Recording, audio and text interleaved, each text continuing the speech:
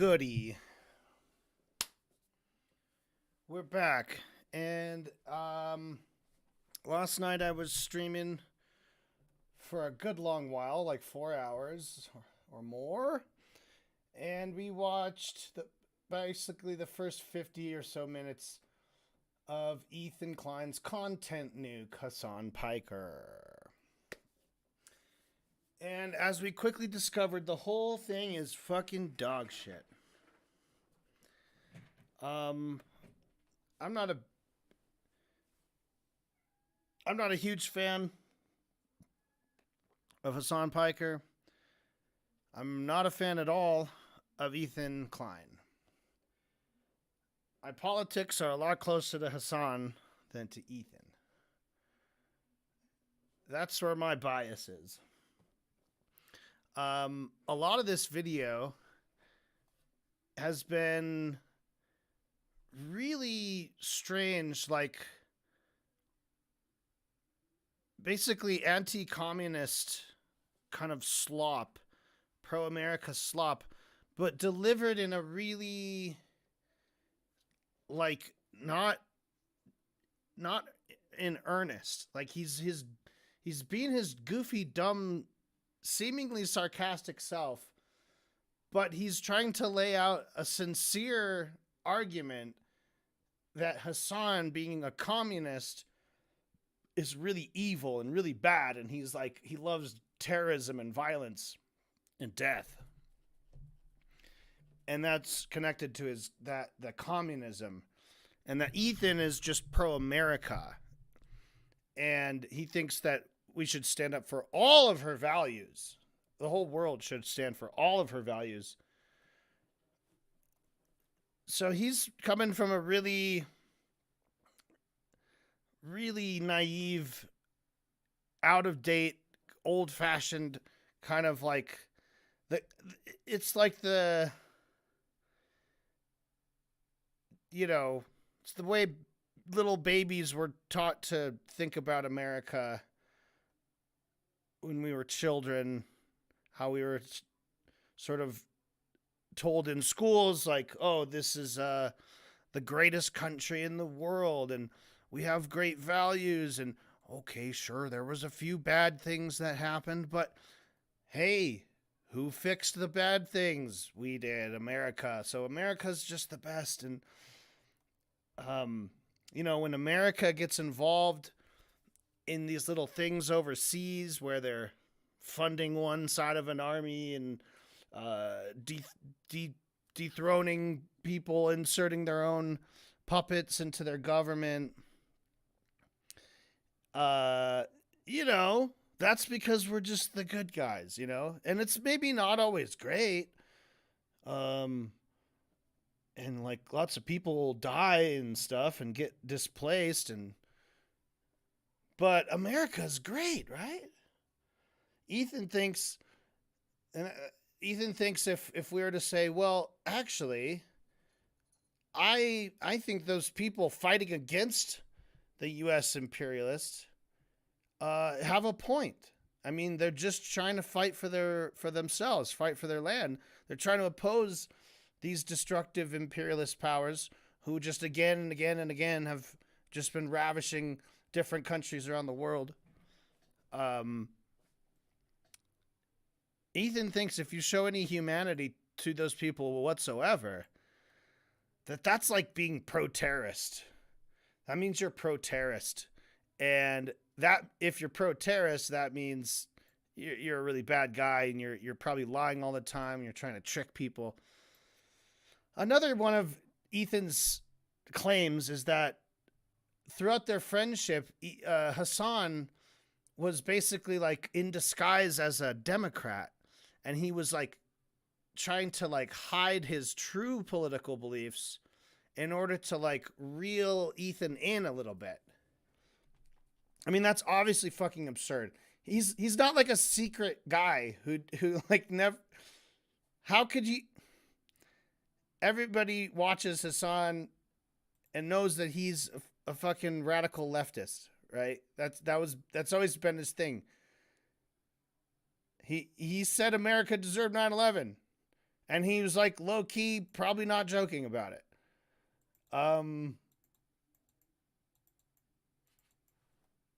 That was all before Ethan got involved with Hassan.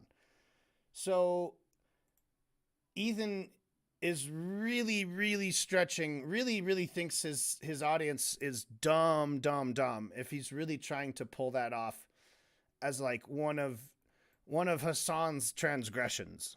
Like, I'm watching this Nuke, when I'm thinking of it from the perspective of a guy who doesn't necessarily really like either of these guys. I think both of them are that neither of them, I mean, are the kind of shit I will ever watch. I am interested in this, which I discussed in the part 1 video, but whatever. That aside, I am interested in this and I'm watching this. But that's absurd. That is absurd to think that Hassan was like a secret Democrat. I guess it was a big secret because nobody fucking knew about it. He didn't even tell anyone else that he was a Democrat. So his evidence for proving that he was a Democrat first is that he got a clip of them on their first ever conversation. And he's like, I think we should switch over to like the kind of system they have in Finland, and it's called democratic socialism. And Ethan's like, so you're a Democrat. Like, real basic, like, misunderstanding of terms. Okay? And if anybody is not clear, he is conflating the phrase democratic socialism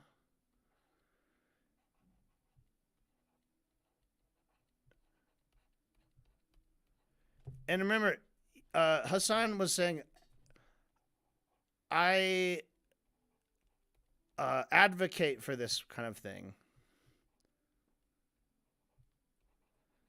This is what I advocate that America should switch to. America should move towards this. America should like achieve this, right? Because it's more services, it's more public health, public education. It's more democratically socialist. In Europe, this is just like a thing they do. It's just Tuesday, okay? Democratic socialism. This is not the same as the Democratic Party.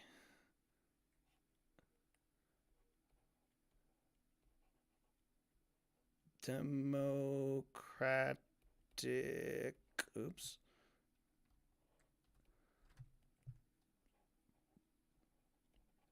Party. Okay, so you are not a Democrat for many reasons. First of all, this is just a big bunch of douchebags. It's just people. It's not an ideology. Okay? Let's cut this to a new layer and put it in its proper context. Let's explain what this is. We're going to call them A, B, O, D, B's. So the Democratic is a bunch of old douchebags.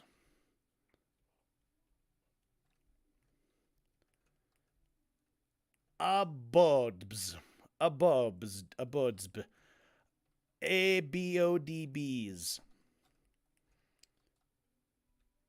Right? This is literally a proper noun, okay? It's the name of a person.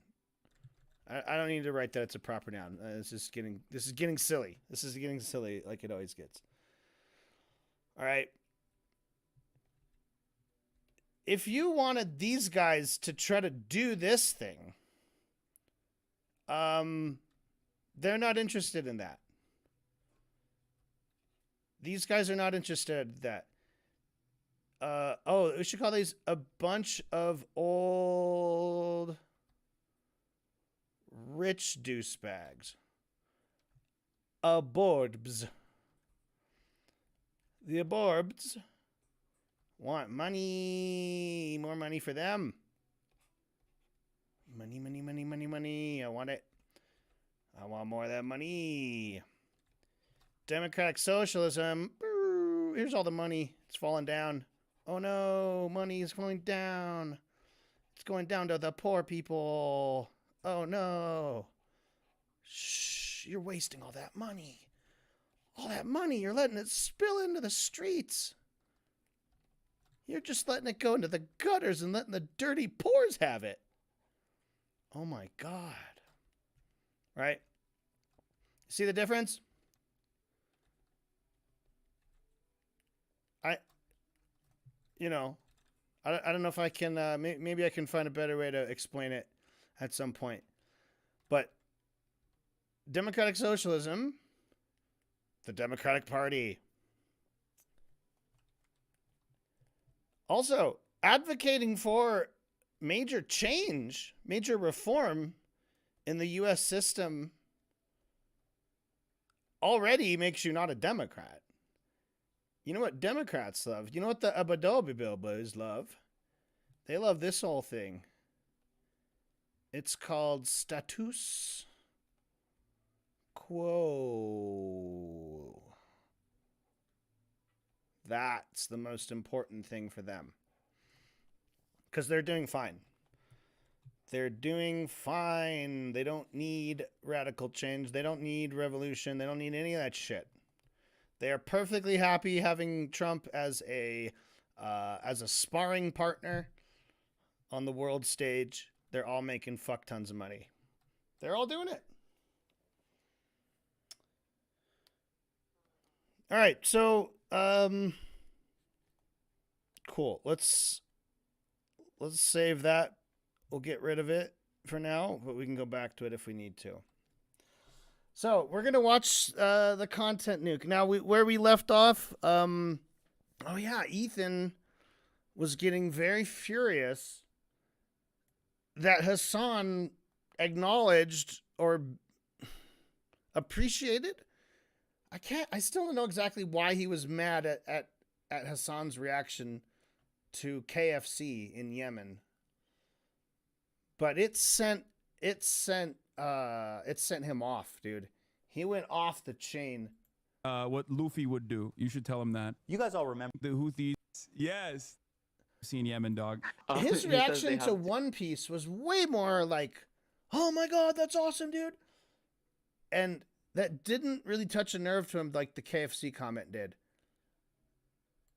Is there a KFC there? They're everywhere. I don't think there's a KFC in Yemen, dog. He says they have two.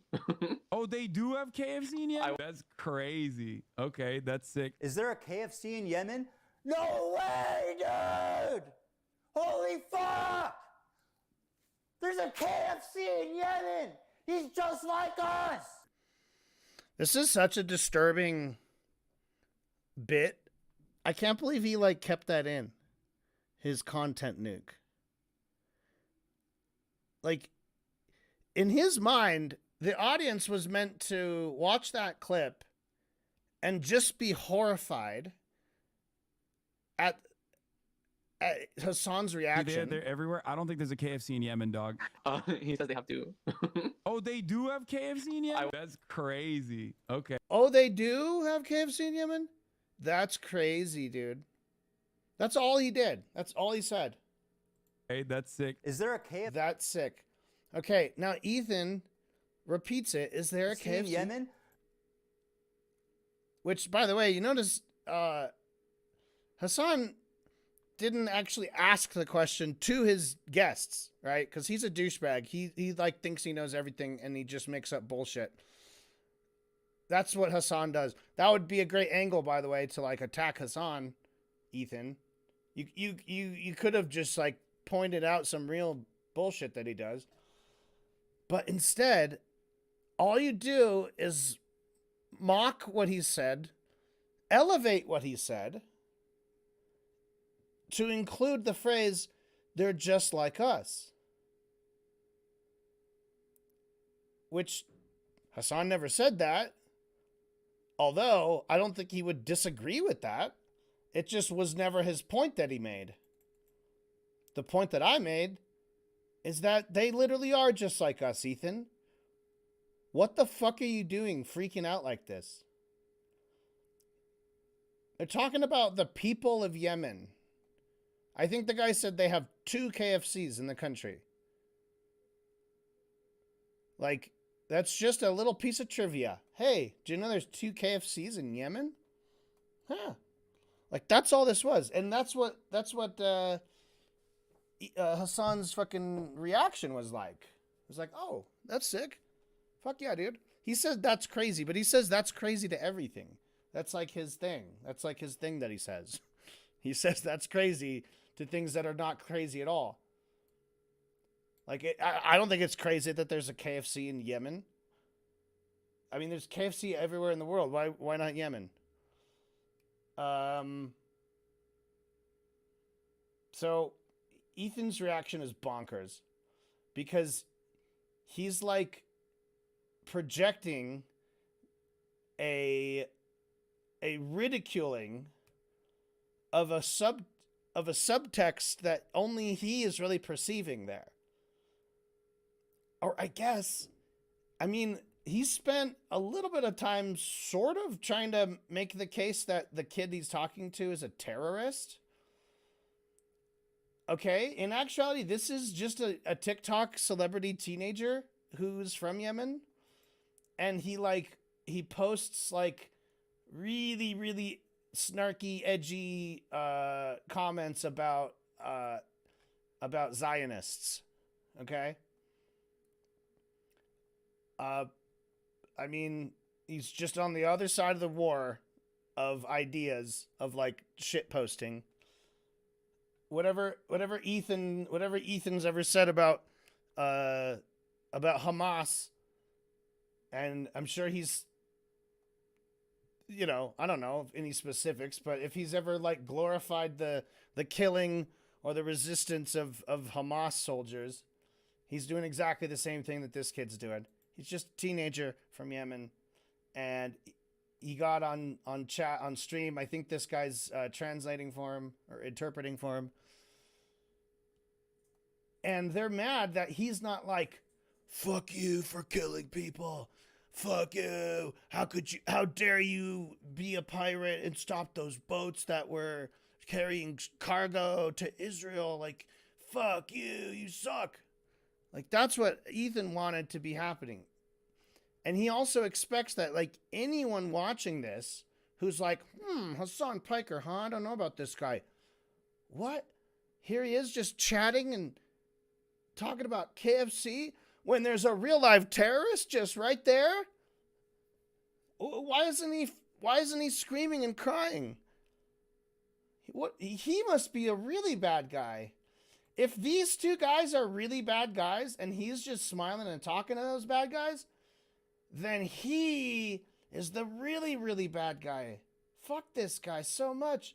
So when we get to like Ethan, what's your response to this? Chilling. We're just having we're trying to do okay. Who's on these ships? What's Trying your to do like journalism. They response go, to this, why are you Ethan? doing that? He goes, oh, they got KFC? Just like us. Like, he really loses it. And I can pinpoint exactly where. He's just like us. No way, dude. When he goes, no way, dude, he makes this. He makes his fucking Popeye face. All right? We talked about this at length in the last stream. He does this grotesque, like, little mouth lip curl right here. And he just flashes it. It's a micro expression, I guess. But he does this whenever he's being sincere or trying to make a sincere point or trying to be serious. Like, we can go back and kind of pinpoint them all. And it's always like, right, he'll be sarcastic and it'll be totally normal. And then as soon as he starts to get real, he makes this little face. Right? Hey, fuck! Screaming. Like, that's when he starts to like peak his mic, and he's He's not performing in a way. It feels like he's actually just letting out rage. Like he's speaking with rage. He's not like acting and like, oh, I'm going to mock. This is kind of what he sounded like. Let me play it up a little bit. I'll mock it. Like he should have said, like, what? There was a couple things we could maybe make fun of Hassan in that clip for. One of them is just not like answering a question when he's literally got a guest from Yemen right there who could answer the question. And instead he just gives the wrong answer confidently, like a dickhead. Because Hassan is a dickhead.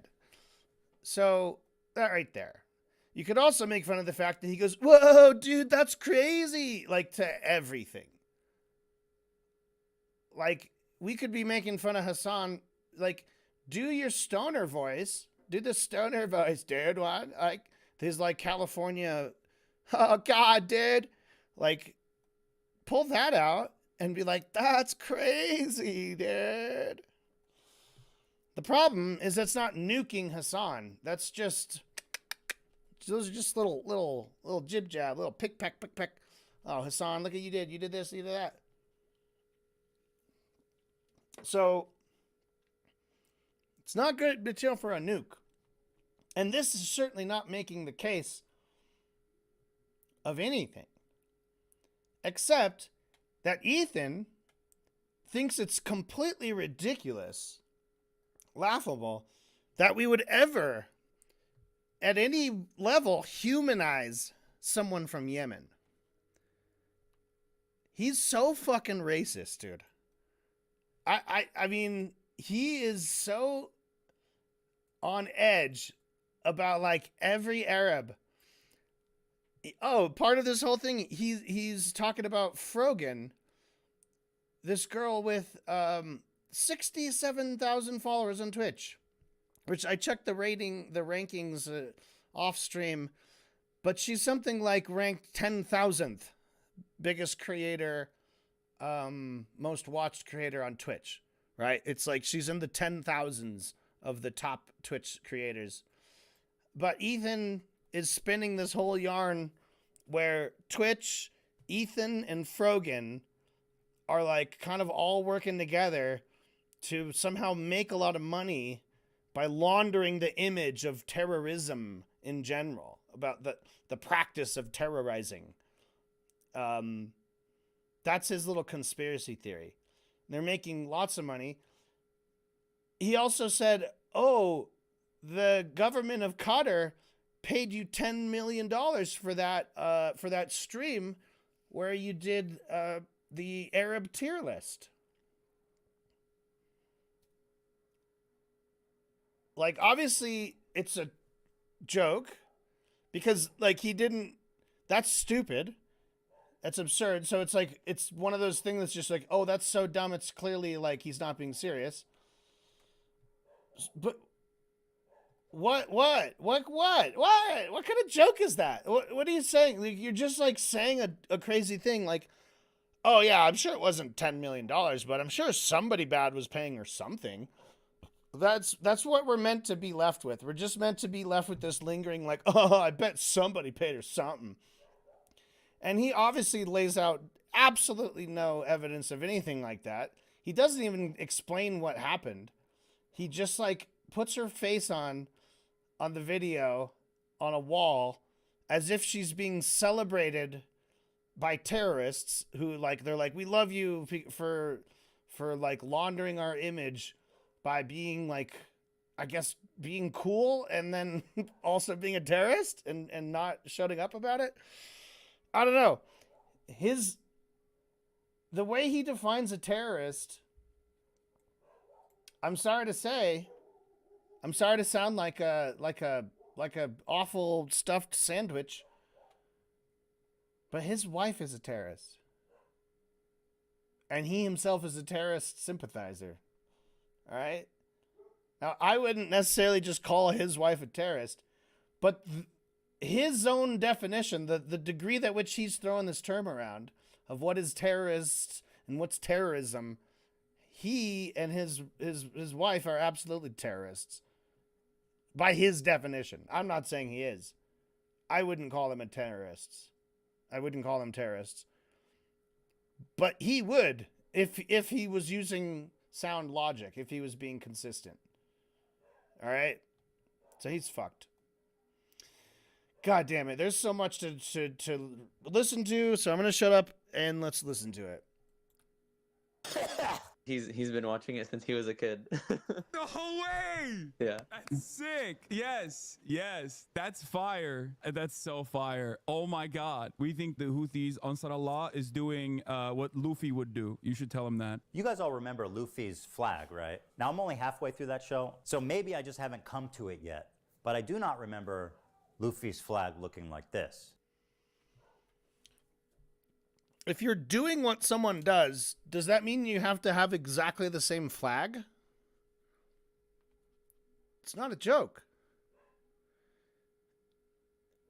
The joke would be you'd have to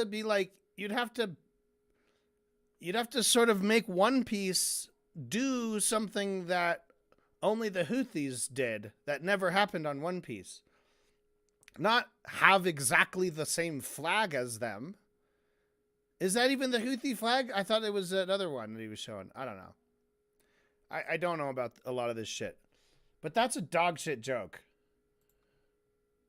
Predictably, there was some blowback after this interview, and Hassan went immediately into damage control to rewrite history. He said that he was just simply a Yemeni person and not a Houthi. Yeah, I mean, we don't even know if he's a Houthi or not. He's a teenager in Yemen. The dude is neither a Houthi, nor a terrorist, nor a pirate. He's hopped into damage control mode. And we're just seeing clips of his stream. On obviously different days, because he's like wearing different clothes and stuff. And he's just explaining that the kid is not a Houthi. Because he's like a kid.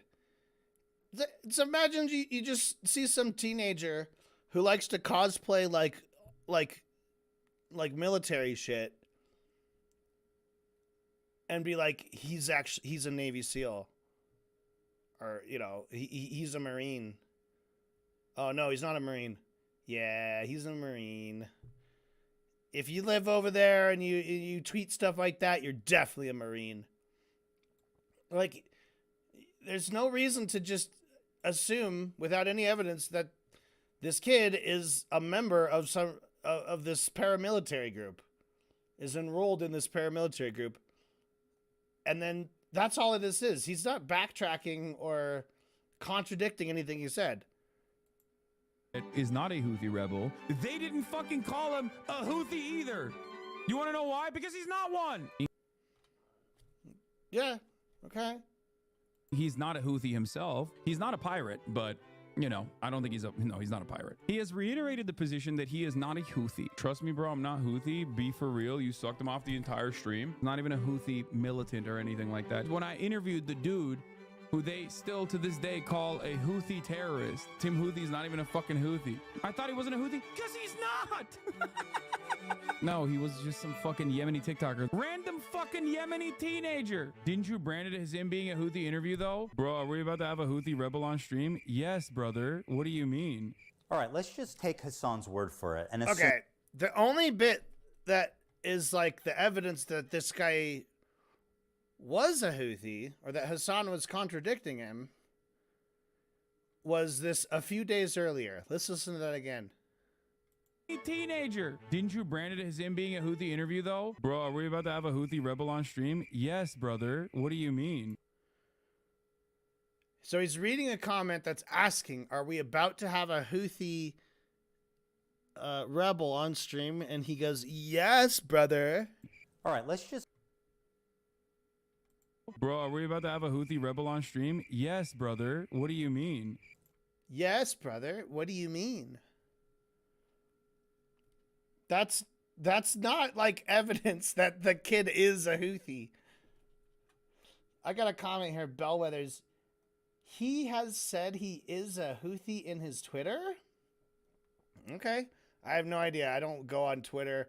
I don't know who this fucking kid is. Yeah, whatever. From anything that I'm being presented with, whatever is in this video, Ethan is not laying out any evidence. He had tweets where the guy was like, "I hate Zionists," and he took pictures with guns, with AKs, and he took a picture next to a boat one time. 5 viewers, haha, clot chaser. Yeah, that's basically it. Chase them clots. All right, let's just take Hassan's word for it and assume, okay, this kid is not a Houthi rebel. He's just some ordinary Yemen teenager. Let's go ahead and take a look at his social media and see if that lines up. All right, let's see here. Tel Aviv will burn in the coming hours. Nice, looks like AI. Tel Aviv will burn in edgy. the coming hours. Ready for sacrifice and eager Ready for sacrifice and eager for martyrdom. for martyrdom. Maybe he's talking about football? Here he is singing Do you threaten us with what we are waiting for, son of a Jew? a song with the words, "Do you threaten us with what we are waiting for, son of a Jew?" The meaning of Houthi is a title, and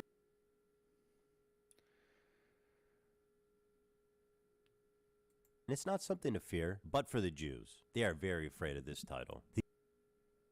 The execution we will carry out on all Zionists, with the lovely depiction of a man impaled through his asshole and out of his mouth with a pike, or how Hassan likes to say it, a pike for a cut. Okay, why would he retweet this article? I haven't even watched the content, Nuke, already calling it dog shit. Yeah, actually, I started watching it last night.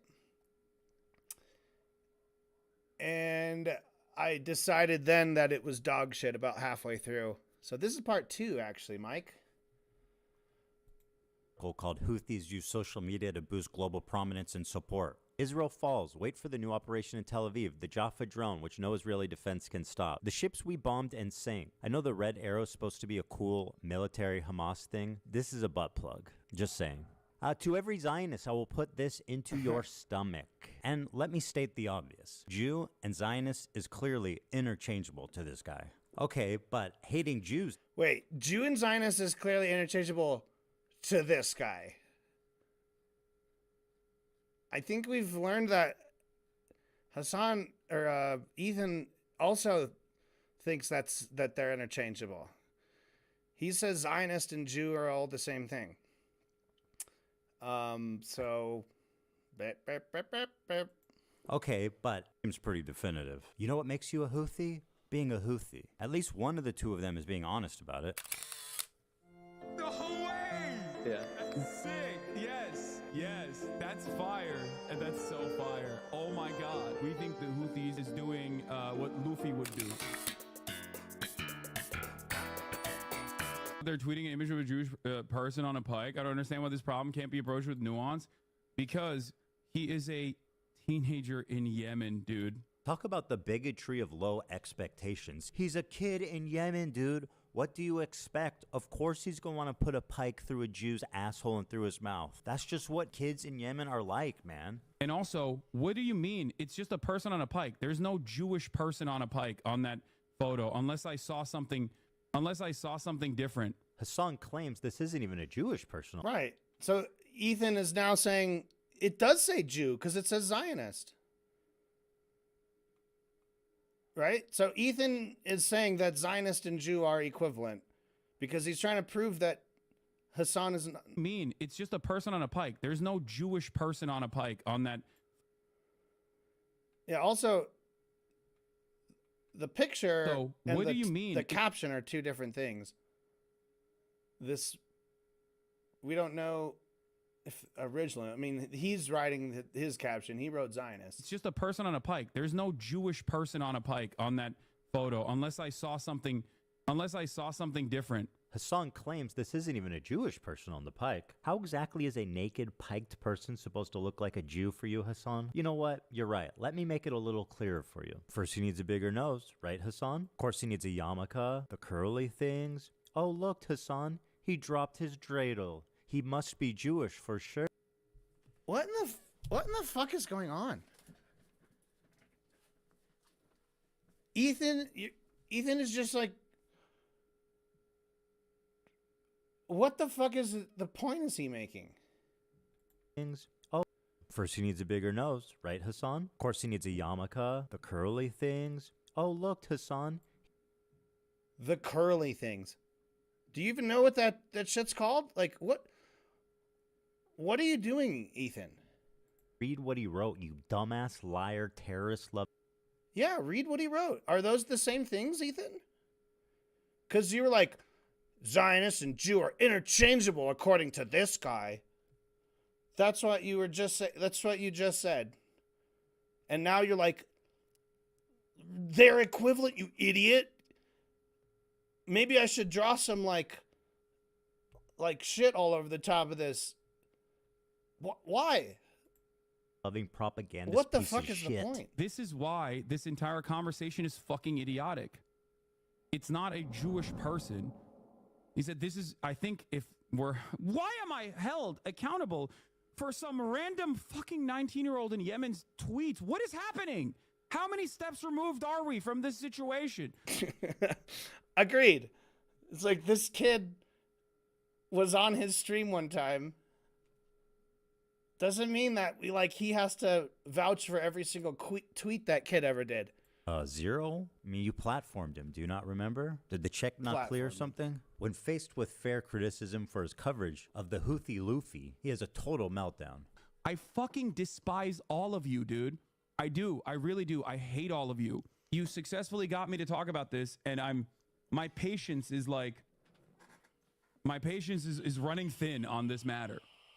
The endless selfishness, the untapped well of American selfishness and American individualism is in full display.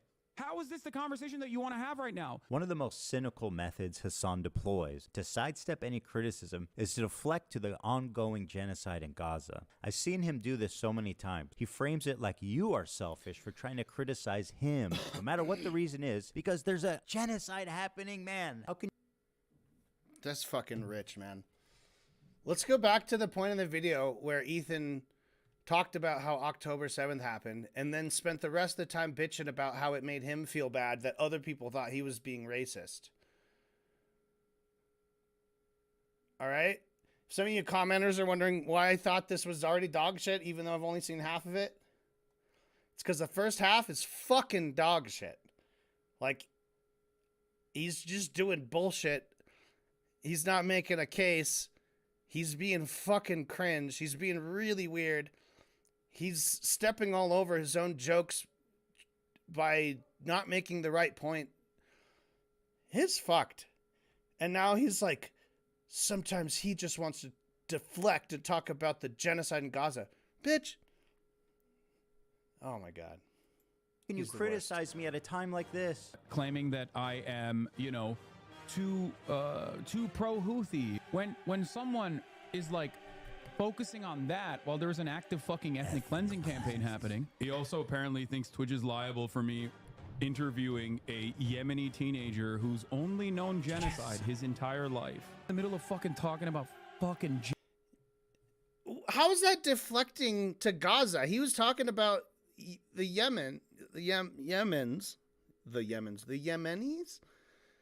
Yemeni genocide. When criticized, this is not okay. If you commenters are like trying to say like, "Oh, I'm too dense to understand the point," no, that's not what's going on here. Ethan is completely just incoherently bashing together different points that are like completely nonsensical. The whole point is like, this kid's a terrorist. Well, how do you know he's a terrorist? Well, because look at this tweet he said, and it said kill the Jews. I was like, well, it says it doesn't say Jews, it says Zionists. And he's like, yeah, that's the same thing, idiot. But before he's like, this terrorist guy is a terrorist because he thinks Jews and Zionists are the same thing. He's completely like arguing himself into dumb circles and just trying to spit out any like criticism he can without even considering like if it makes sense or not. Completely getting lost in the mud of like that. Even if it's true, even if it did say Jews, that doesn't mean that that kid is a member of the Houthi and should be considered a terrorist, and therefore he is platforming him by having him on his stream one time. That's ridiculous.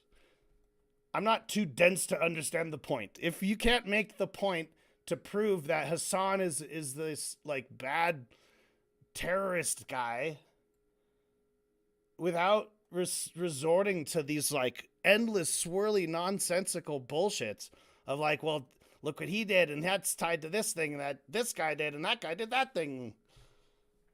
You can't just transitive property he's a terrorist now because like this other guy was a terrorist because he said something that another terrorist guy says. It's ridiculous. So Mike V, if you want to actually like point it out, if you want to like, if you actually think there's a coherent point there, why don't you actually explain the point instead of just say that I'm too dense? All right. He also apparently thinks Twitch is liable for me interviewing a Yemeni teenager who's only known genocide his entire life. In the middle of fucking talking about fucking genocide in Gaza, and this dumb fuck, blow your nose, brother, love you, not trying to be mean, just keep some tissue nearby and clear it out occasionally when needed, much love. Fuck you, dude. My argument sucks? You think it justifies genocide? What are you, stupid? Everything that can be tangentially turned into like Jewish people are under attack is a decent way to just like drive discourse away from open genocide in Gaza. If your sole focus when Israel is doing a complete genocide in Gaza, if your sole focus... What is the point of doing these edits? Genocide. Every time he says genocide, I will just like emphasize it and whisper it all sarcastically. Like, Ethan just wants to make light of genocide and in an attempt to attack Hassan for supposedly like overusing genocide.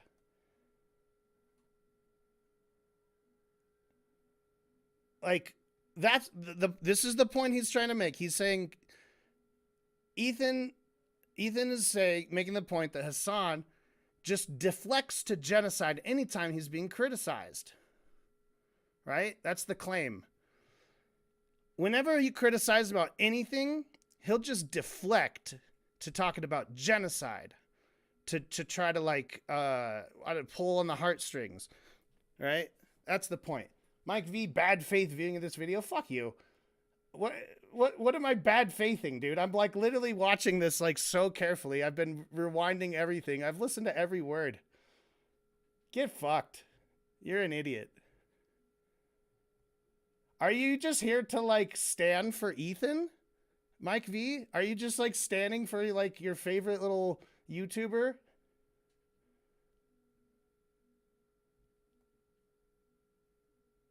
You stupid piece of shit.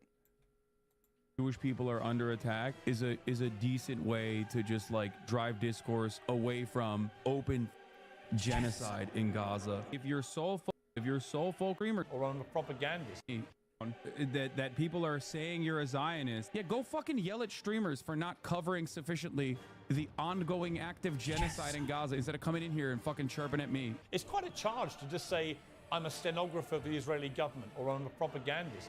I don't think there's any evidence that I'm either of those things. I'm curious who you think I am doing the propaganda for. We've already played this clip. When criticized for calling someone a propagandist. They've already had this propagandist conversation, dude. He's oh my God. Mike, you haven't even fucking watched any of this stream or any of my other video, dude. I'm not a fucking fan of Hassan. I've been shitting on Hassan the whole fucking time. This is not like a one or the other is the winner kind of thing. This is a dog shit takedown of someone who deserves a good takedown. Right?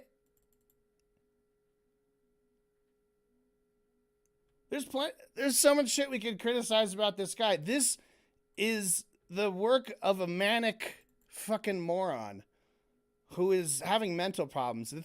If he thinks this is like some kind of takedown, when criticized for calling someone a propaganda, the whole point he's trying to make is that Hassan will deflect every kind of criticism against him, and he'll immediately pivot to genocide, right? So what he's doing is he's cutting in every time that Hassan mentions genocide, and then he's writing when criticized for something, and then genocide, right? You're not making the point. You're not proving that Hassan always deflects from all criticism with nonsense about genocide. Every time he's been talking about genocide, they're actual fucking genocides that he's talking about. Ethan is the one who's making light of genocide by saying, oh, every time you talk about this silly old genocide, you're just trying to get away from the real topic. What is the real topic here? The whole topic is that Hassan is a douchebag. That's what the whole point of this content nuke is. We're supposed to watch this, and we're supposed to see and understand that this guy sucks ass and shouldn't be trusted. All right? Ethan is doing a fucking terrible job at that.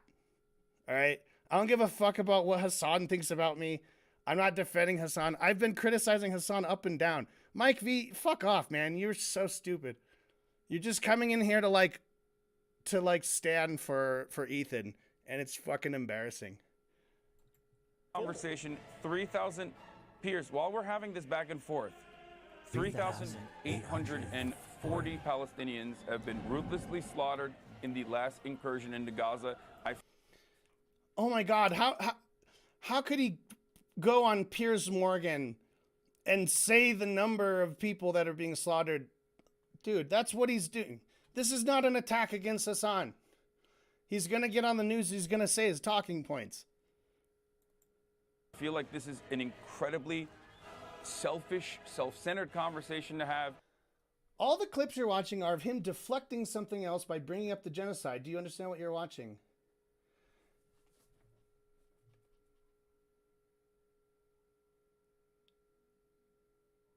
All the clips we've watched are him deflecting.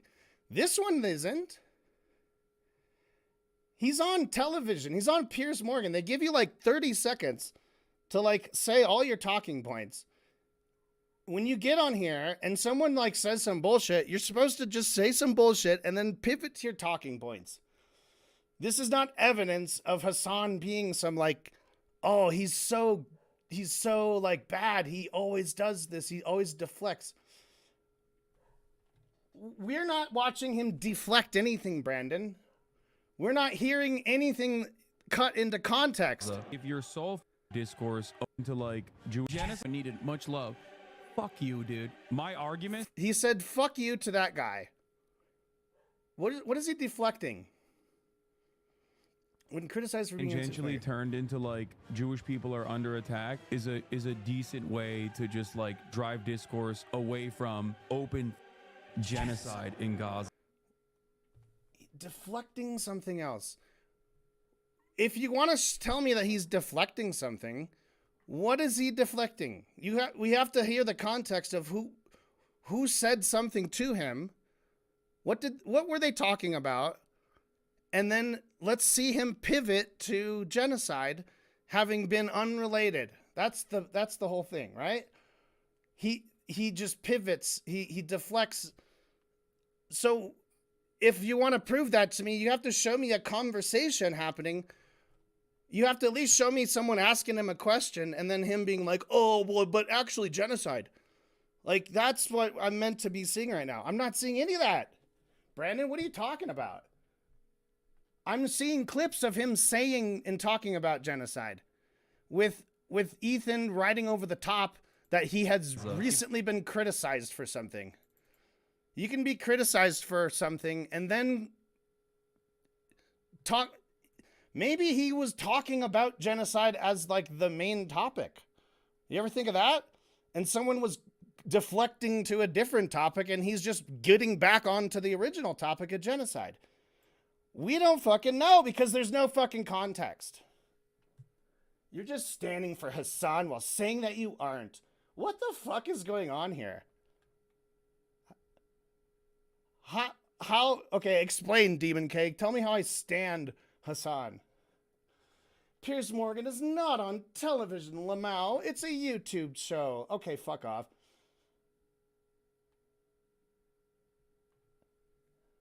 If your sole focus when Israel is doing a complete genocide in Gaza, if your sole focus revolves around that people are saying you're a Zionist, yeah, go fucking yell at streamers for not covering sufficiently the ongoing active genocide in Gaza instead of coming in here and fucking...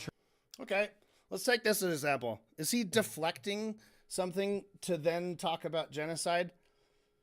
First of all, he's just on his stream. He's not having a conversation with anybody. Right? Is he reading chats and responding to them? How is this an attack about Hassan? How is this proving at all that, oh, he often just deflects when he's criticized? Who criticized him? What was the criticism? Right? You motherfuckers have to actually think about what you're saying. When you're trying to prove a point, oh, every time he gets criticized, he just deflects to genocide. So here's a bunch of clips of him talking about genocide. That doesn't... There's two parts of that picture. There's two pieces to that puzzle. And you're only showing me the other piece.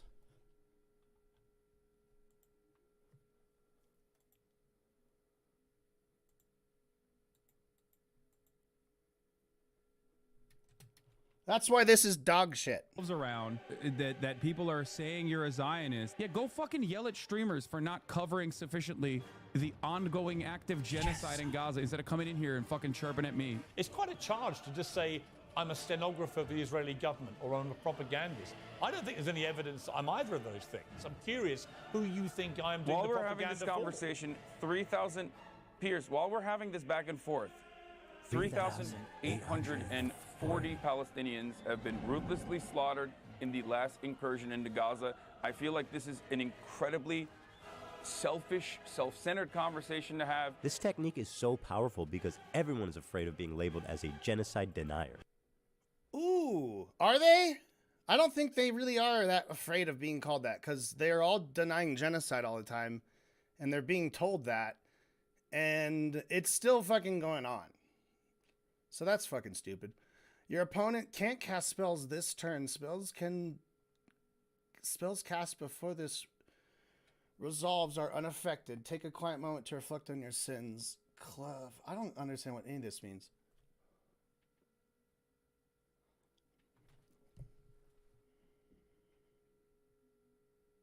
He played the genocide card. Okay. Denier. Pierce Morgan with decades of experience. Dude. It worked too. Did it work? It worked super well. They played the genocide card.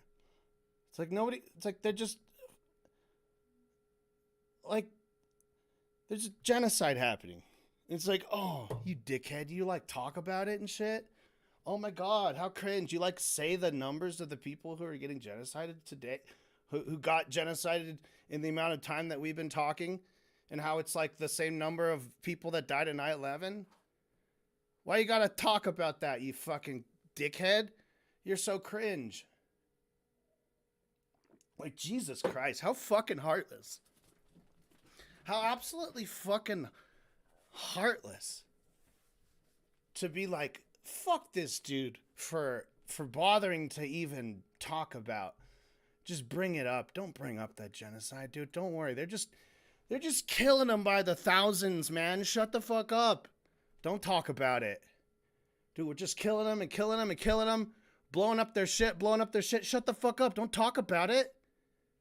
Why would you talk about that shit? Fuck you.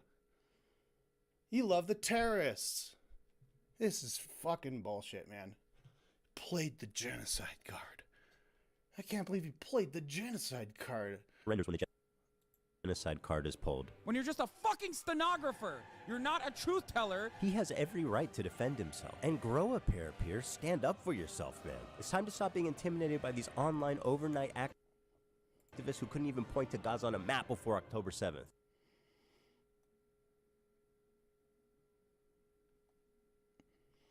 Okay. Who is he talking about? Online. He has every right to defend himself. And grow a pair, Pierce. Stand up for yourself, man. It's time to stop being intimidated by these online overnight activists who couldn't even point to Gaza on a map before October 7th. Like Hassan, for example. Doesn't know where Yemen is. Okay, I'm gonna click close. I'm closing it. I'm closing it. I think nope.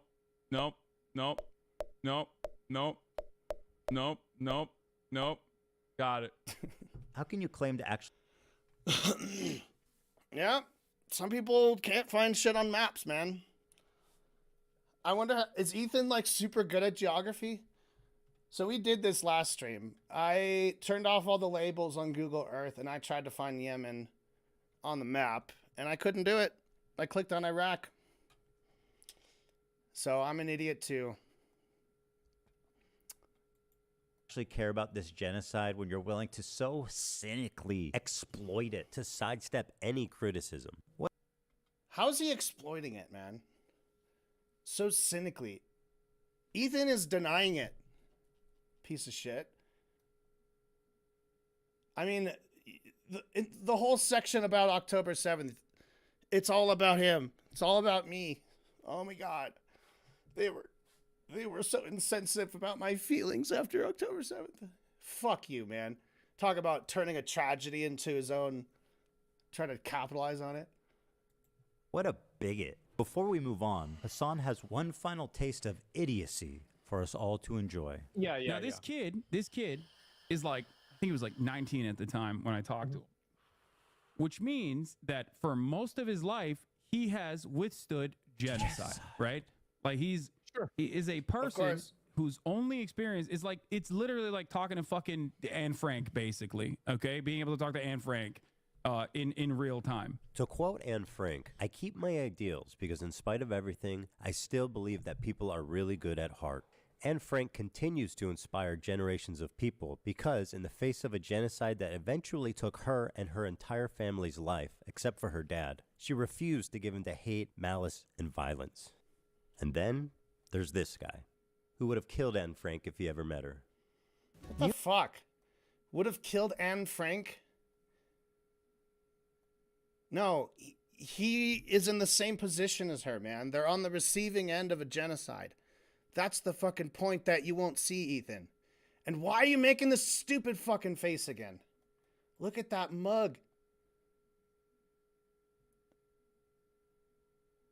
He's about to make another, like, sincere point. You might think this is a sweet, innocent girl. Well, I'm happy to tell you guys we are working on a new edition just for you, Hassan. You should hear about the time she went roaming the streets of Berlin at night with a knife, slitting the throats of families, including children, babies, and the elderly. She's killed children, you guys. Nobody said that, man. That other kid never killed children. You're just being a fucking idiot. This is not like funny. You're not making a good joke. You're just trying to wildly exaggerate a straw man point that you're like putting on to other people. Nobody said Anne Frank.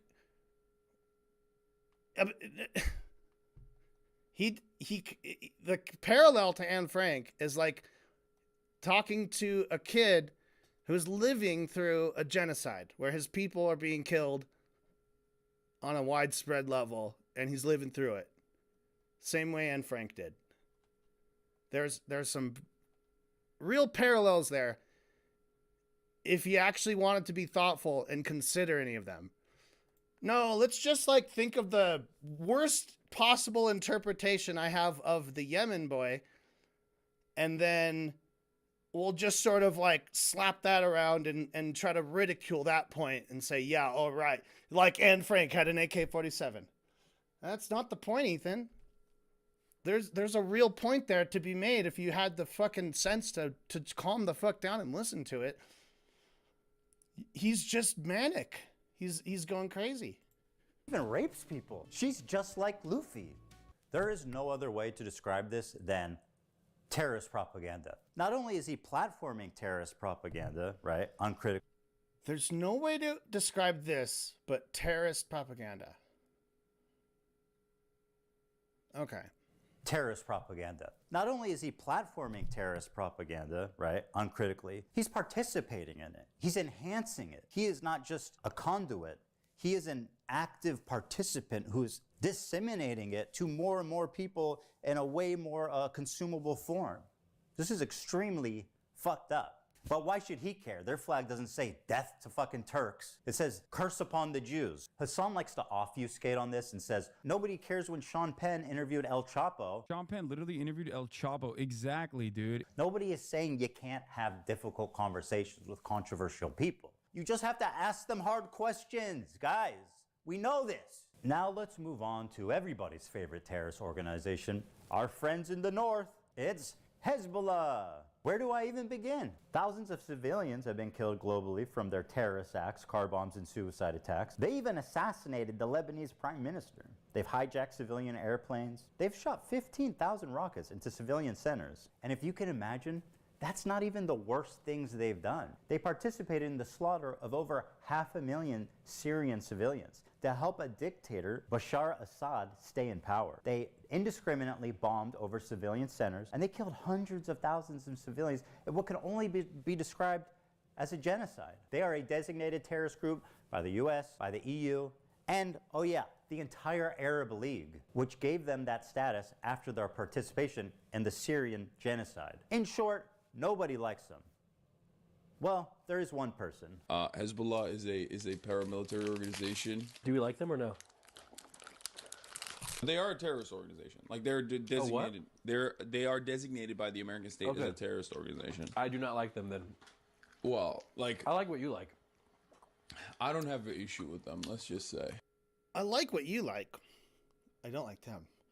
I don't have an issue with them. Let's just say. This is Hezbollah's leader. I don't even know what this clip is from. If it's this other kid's stream or his stream, are they like doing a fundraiser or something? It's really fucking stupid. Like Hassan's content is so fucking stupid. It melts, I mean, I don't know what it melts, but it melts something. Something's not staying in its solid form. And it's for shit like this, right? He's going to be like, to an audience of whatever, millions of people, he's going to be like, you know about Hezbollah? No, what's that? Oh, they're like paramilitary. Oh, they're technically terrorists. And then like, what? Dude, you're streaming to millions of people. This goes back to his thing about, or he's like trying to be a, where Hassan's trying to be like a journalist, right? And it's like a little kid stepping in his dad's shoes and putting on a big old oversized hat and a coat and like blapping around on a typewriter. I'm a journalist. That's what it's, you know, it's ridiculous. He just irresponsibly like spills diarrhea from his mouth and tries to be like edgy and informative or whatever. And just be like, oh man, these terrorist groups are like kind of dope. And we've gone through like, there's a lot of nuance to this shit of like resistance groups, peoples who resist, and conflating these groups. You know, imagine there's a country who gets invaded. They form an army or a militia to go back and fight on those behalfs, right? And then you have to maybe make a distinction between the people who are not fighting, but who like want those guys to win, right? They're like, we want those guys to win because they're fighting for us. Like they're our army, right? And then the actual combatants themselves, right? There's this whole idea of like war and shit where you're like, well, you know, hey, if the guys are shooting at us, we can shoot at them and we can kill them, right? It's kind of fair in that case, right? And so how about if we declare war and we're like, we're going to kill you guys, you can't get mad at us for it. You can't come back and be like, you're a murderer, right? We all kind of like agree that's right. But what about their kids at home? Well, what if we're fighting near their home? You know, what if we think that they're like hanging out with their kids? Like, can we kind of get them all? Like, that's when it crosses the line for most people, right? Most people. That's not when it crosses the line for people who are advocating for what's happening in Gaza, right?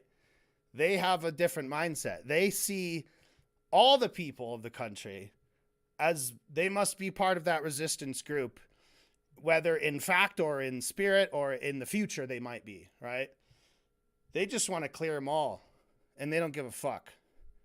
They don't give a fuck if it's a baby, if it's a toddler. They don't give a fuck, right? There are people like that. Most of us, though, kind of draw the line at, hey, let's not even do the gun thing if we don't have to. But if you have to, keep it to the other guys with guns, right? If we're going to do wars, you can shoot the other guys, but make sure it's only the other guys that have guns and that are trying to shoot us too, right? Don't just shoot everybody or anybody. That's generally what I think most people find in their moral self to be fair, right? So, what? There are resistance groups, Hezbollah. There are terrorists. There are bad guys. A lot of the people that join these resistance groups are going to kind of be a lot of bad people, maybe. Not all of them, obviously. But I think a lot of the really bad people are going to be like, oh, I'm so bad and I want to hurt people. So this is kind of like a nice outlet for it, you know? Ooh. And they might really taint the image of the whole group, right?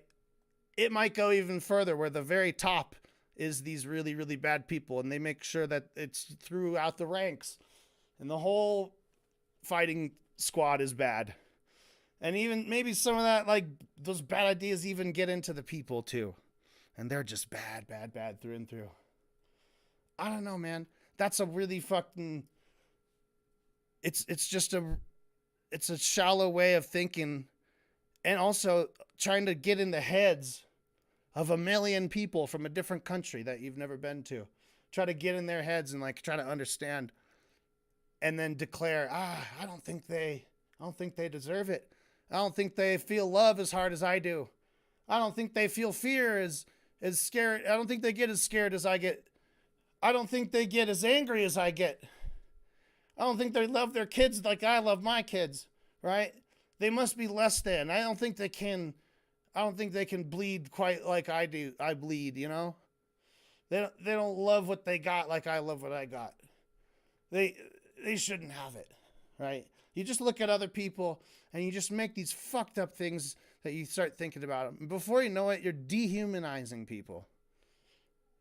And when you dehumanize people,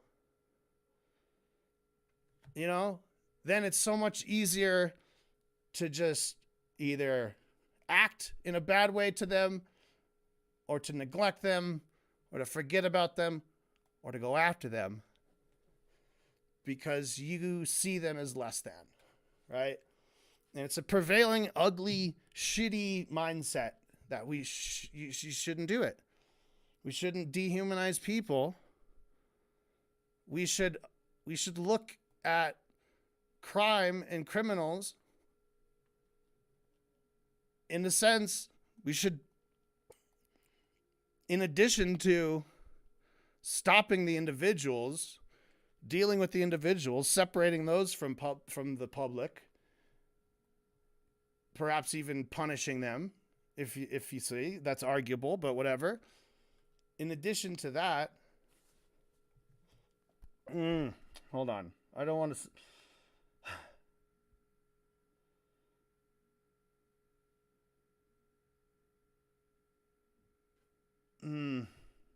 We have to look at the roots or the causes, right? So if you have a bunch of people who start stealing, it might be worth answering why are all these people stealing all of a sudden? And if it turns out like it's because a lot of them are hungry and desperate, you might want to ask, why are they hungry and desperate? There's literally so much food everywhere. It's cheap. What the fuck? How are they hungry and desperate? What's going on? And like, look into that and maybe see that it's not just like, it's, oh, this guy just doesn't have enough personal, drive, doesn't have enough will to live or to keep going on, doesn't have enough discipline, right? He can't help but take an extra marshmallow. He was one of those kids who ate the marshmallow before. Yeah, and if you eat the marshmallow instead of waiting for 2 marshmallows, you're gonna make bad decisions when you grow up. You're gonna grow up and make really bad choices, and then your life's gonna be really bad. So, even though you were teetering on the edge of homelessness, you could have teetered the other way. You could have teetered the other way and just fallen into fame and fortune. But, you didn't do it. He did it again. What's up, big dog? Milcar Reese. I've been babbling for way too long. Let's get back into this dog shit. And it is dog shit, believe me. By the way, if you're just tuning in, I watched this for 4 hours yesterday, and we've been going through it slow like this, going back, watching everything, watching it carefully, watching it in good faith, motherfuckers who say I'm watching it in bad faith. I don't even know what the fuck that means, but I'm literally watching it very closely.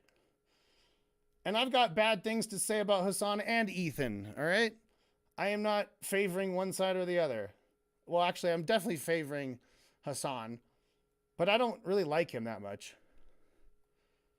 It's just that Ethan is dog shit. This is dog shit. And, we're going to continue to see why. I don't know. Maybe it picks up in the second half. Maybe it picks up. Maybe it gets good. Let's see. What you like? I don't have an issue with them, let's just say. This is Hezbollah's lead. Oh, yeah, that's what I was going to say about Hassan. Is fuck you for just, being so, mysterious and not actually providing any information.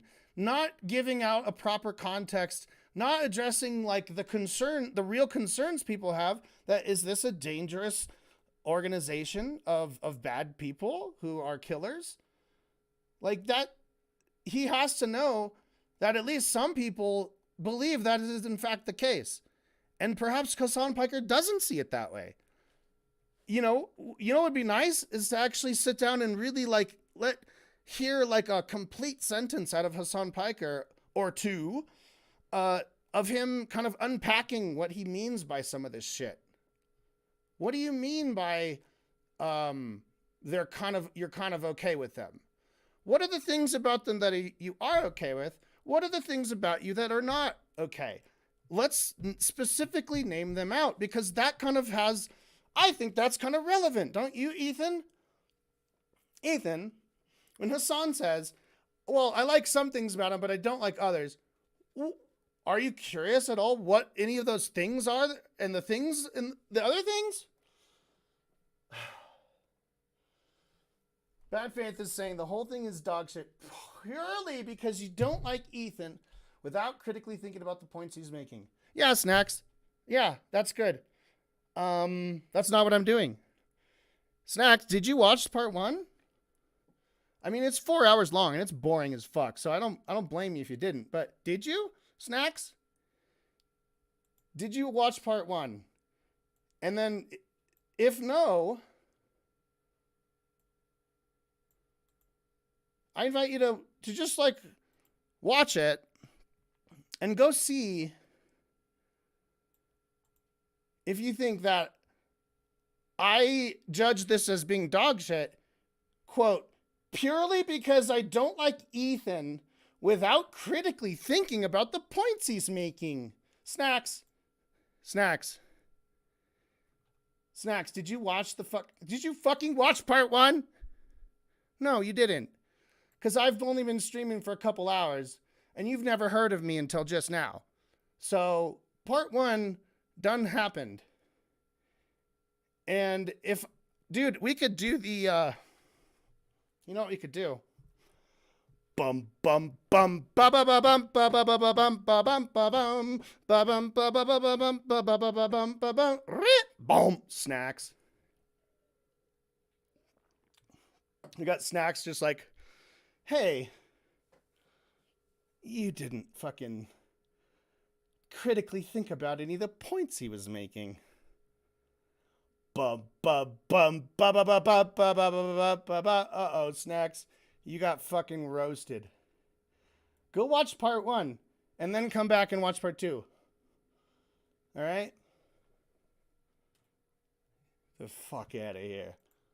Leader, Hassan Nasrallah. According to Hassan Piker, this man is a brilliant freedom fighter. But before we get into that, let's see how he feels about Jewish people. Here are some choice quotes from Hezbollah's leader, Hassan Nasrallah. According to Shaul Shai, Hassan Nasrallah said in a speech delivered in Beirut, "What do the Jews want? They want security and money.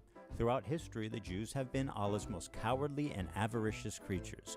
If you look all over the world, you will find no one more miserly or greedy than miserly. I don't have an issue with them. If we search the entire world for a person more cowardly, despicable, weak, and feeble in psyche, mind, ideology, and religion, we would not find anyone like the Jew. Notice, I do not say Israeli. I don't have an issue with them. If Jews all gathered in Israel, it will save us the trouble of going after them worldwide. The history of Jews has proven that, regardless of the Zionist proposal, they are a people who are evil in their ideas. The state of the grandsons of apes and pigs, the Zionist Jew, the murderers of the prophet. The Jews invented the legend of the Nazi atrocities. I don't have an issue with them. I can't believe I'm calling Nasrallah base. I mean, listen. Listen. You have to remember something, okay? A lot of these dudes, you see them in their fucking fits, and you hear about like some of their attitudes about like gay people, for example, and you immediately fucking resort to Orientalist perspectives, not realizing that these motherfuckers are better read than you by a million. Okay? Like, it's not a broken clock situation. No, dude. Half of these dudes literally get educated in America and in the UK. What the fuck are you guys talking about? The more you learn. Okay, we're using memes again. Okay, I have nothing to disagree with about this part.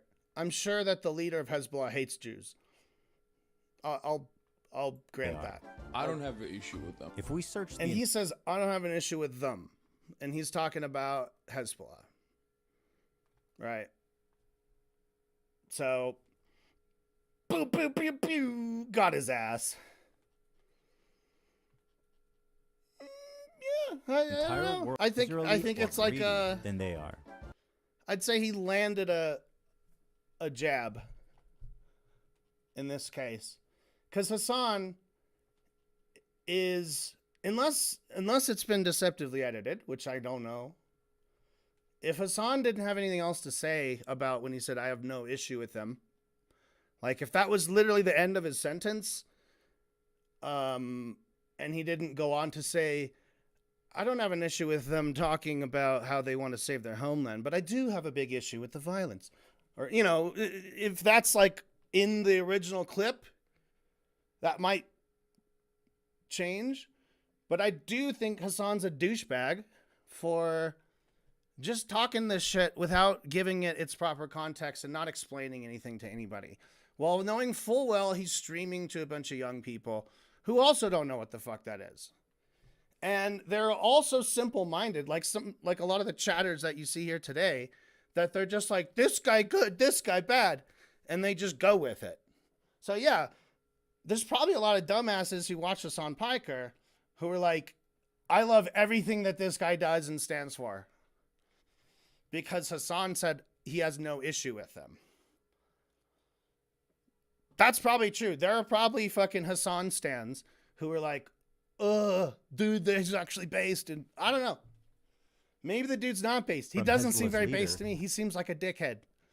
He seems like a real fucking dangerous dickhead. And Hassan made the point that he's also like educated in the USA.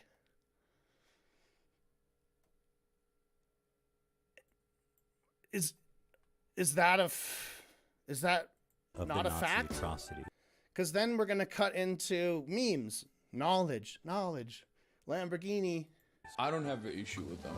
هذا التحالف إسرائيل. I can't believe I'm calling Nasrallah base. I mean, listen.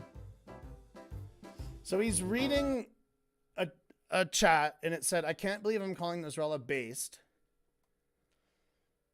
And what is this in reference to? I don't have an issue with them.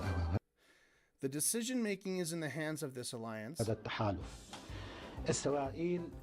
Israel used to be a tool at the hands of the British. And then a commenter has written, I can't believe I'm calling Nasrallah base. I mean, I can't believe I'm calling Nasrallah based. I can't believe I'm calling him based. And that's because this commenter has probably just heard this guy make a good point about something.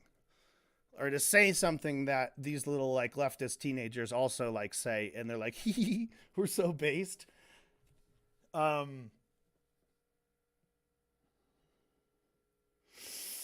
So what? Here's Hassan. His response to this kid saying this guy's based. Probably because he just said like a nice thing. I mean, listen. Listen.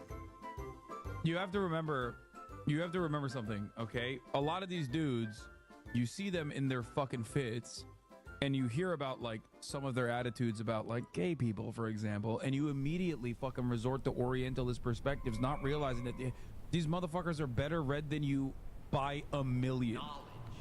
Okay?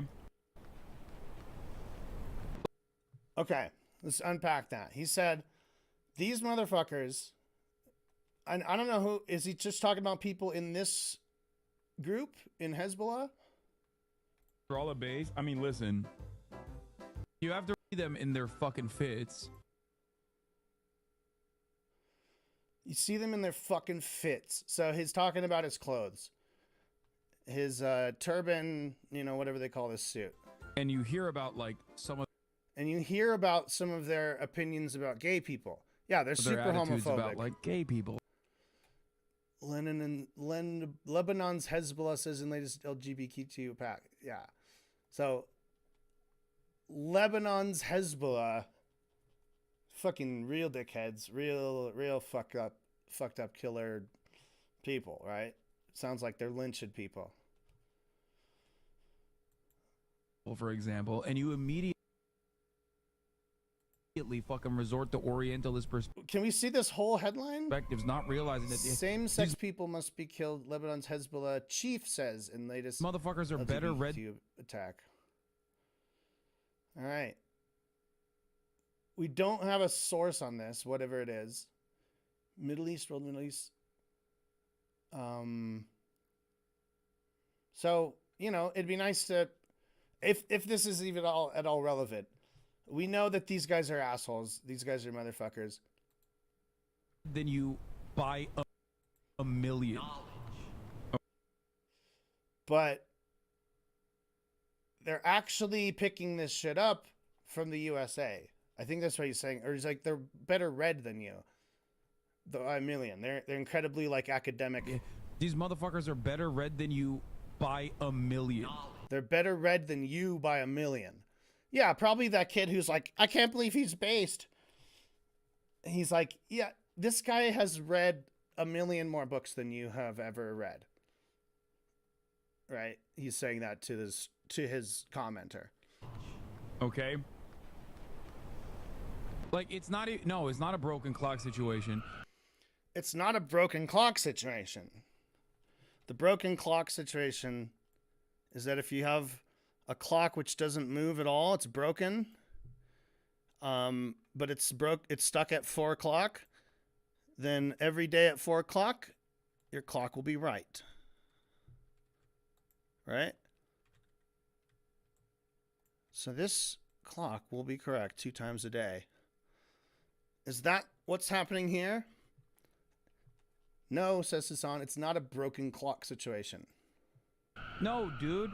No, dude. Half of these dudes literally get educated in America and in the UK. What the fuck? Half of these dudes get educated in America and the UK. Half of these dudes. I don't know who these dudes are. Are they all Hezbollah? What are you guys talking about? The fuck you guys talking about? Meme. This is why it's Orientalist. This is why it's Orientalist. To literally look at these dudes and go, oh no, they're fucking barbaric baboons, and like sometimes they get this shit right. No, dude, he knows. It's crazy. He's read more books than you could ever imagine. And also, ultimately, he is regarded as a pretty brilliant a person in terms of like everything that he's done. You might not agree with his methods, you might not agree with his attitude overall in terms of like his social, his opinions on civil liberties and shit. like Last week, Nasrallah had said gay people, even if they do it once, are to be killed. Yeah, that's kind of what Hassan is saying there. Like, if you don't agree with his whole idea, that. But ultimately, but I think he should be much more clear with what he's talking about. This motherfucker has read a shit ton of books. Knowledge. I feel I've shown you guys. I don't know that he didn't like talk about it more explicitly than that. The other thing is we're just getting things that like are clipped. A lot of clipped stuff. Are you listening to what Hassan is saying in the clip? No, Snacks. I'm listening to Pink Floyd's The Wall on my headphones here. Why? Is he saying something?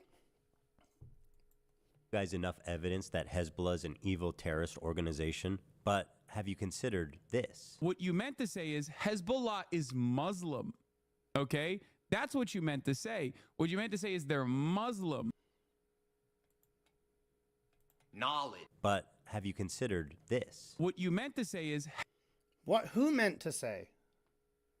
Hezbollah is Muslim. Okay? That's what you meant to say. What you meant to say is they're Muslim. So, of course, as they're Muslim, it's different. If you're... How is that a checkmate? The fucking GTA death music? Seriously? What does that mean? Is that... Because sometimes he uses it sarcastically and sometimes it's not sarcastic.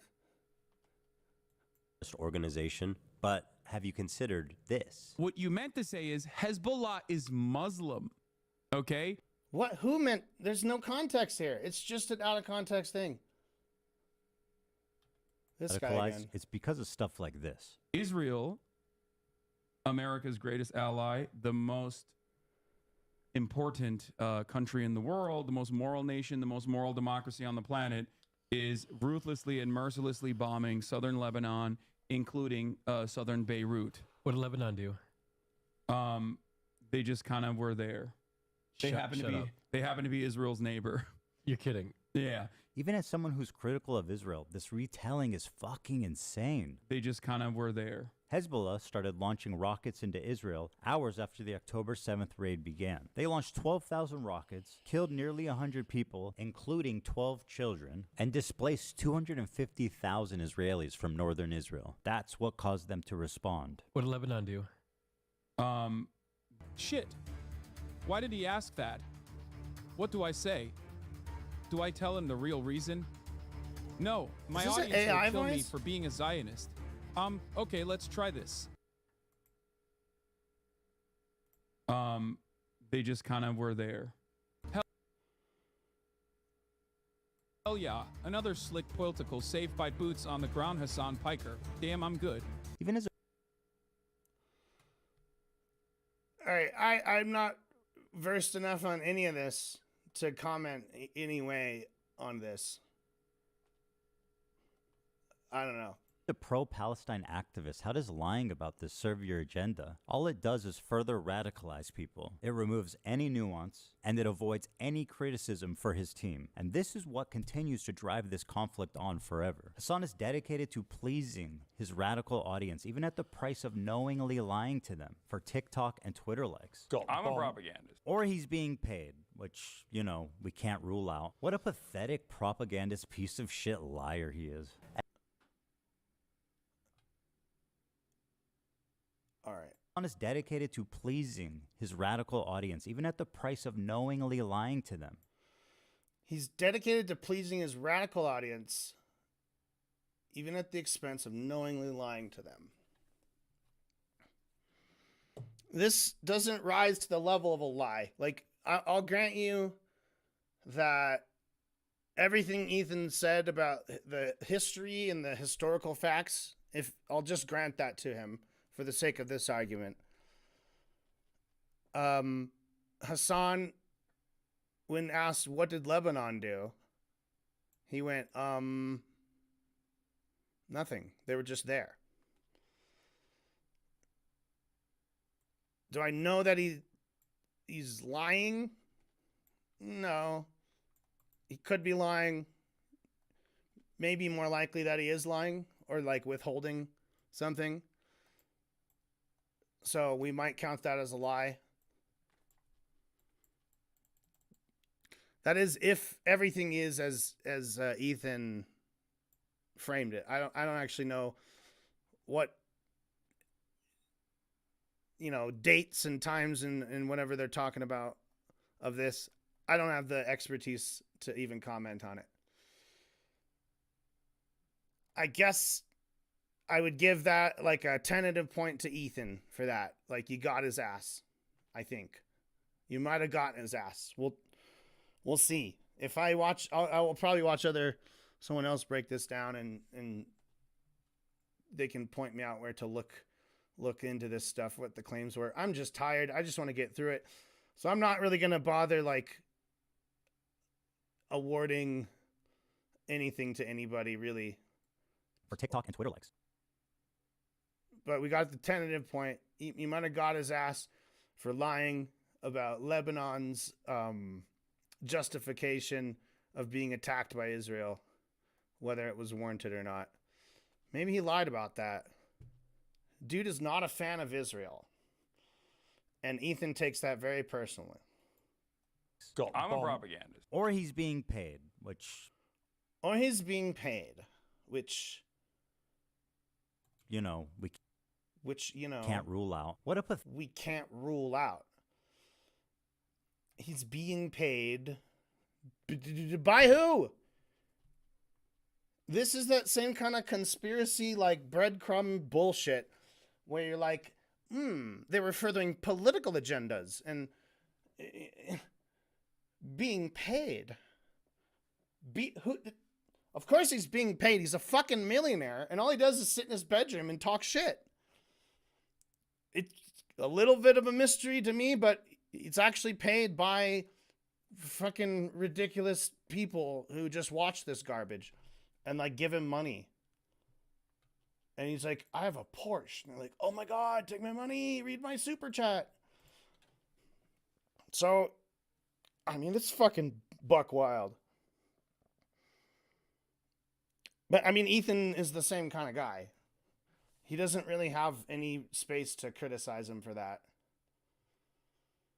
I'm sure, and I don't watch a lot of Hassan, and that's why a lot of my criticism about Hassan is that you're not actually like flushing this stuff out and explaining.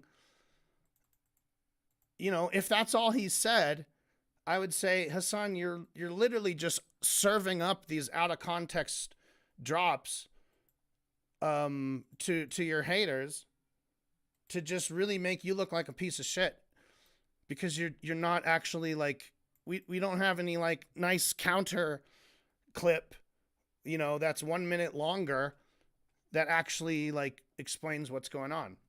Or do we? I don't know. So, I mean, there's a good chance that Hassan is sort of walking into this shit. You know, being flippant. Like when you say like, this group is a terrorist group, but they're chill. A lot of people are going to be like, wait, what?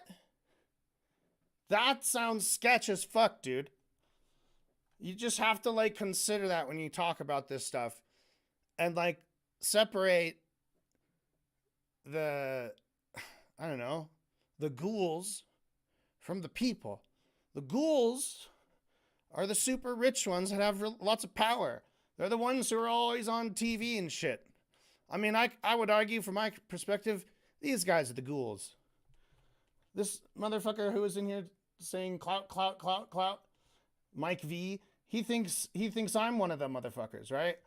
That we're just like crawling for power, money, influence, just grabbing at it, trying to get it more and more and more and more and more and more. Those are the ghouls. People who are like touching grass and like got literally like kicked out of their family home and neighborhood and city and country and like pulling it together, getting your hands on some guns, fucking going out there, sacrificing your life for the hope you could get it all back, get it back for your children, for your children's children, right? I mean, I'm sure some of those guys are real dickheads, real assholes. Some of them might even be ghouls. Ghouls that kind of somehow just don't care about the money as much. They're just like the you know, wet work ghouls, right? The serial killers, right? The guys who are like, let me just get in and kill. I think there's a few of them running around in the world. Probably on every side of every war. They're in the police department along with the prisoners in the jail. You know, there's that kind of ghoul. But a lot of times, like, what we call a ghoul didn't need to be a ghoul. It was just a person who got corrupted. You know? And a lot of people who resort to crime also just got fucking corrupted. Maybe it would have been better if they had actually just kind of had all their shit put together for them, you know? Because they just have a harder time getting their shit together, especially when you start off on square one, right? Ethan mentioned no nuance. Talking about nuance. That's kind of what Hassan's all into. It's like you can't just paint everyone with the blanket brush of terrorist and good guy. There's no good guys and bad guys, right? It's each side's baddest guys all fighting each other. And all the goodest guys screaming and yelling and trying to like either tell them to either finish the job or stop doing it, right? One of those. Those are the good people. Ethan is not looking at any of that nuance. He only wants nuance when it's like, oh, Israelis doing like war crimes on the West Bank. The settlers are just like stealing houses. It's just fucking out in the open. He wants a lot of nuance with that. He's like, well, come on, hold on. Didn't actually steal the house. They technically had the deed and the thing and from the office. And so they were given notice. They were actually given 30 days notice to vacate the property, which they were never the owners of. It was actually in this guy's name. So there wasn't any takeover. We didn't kick anyone out of their house. We just drove intruders from our own houses who built our houses.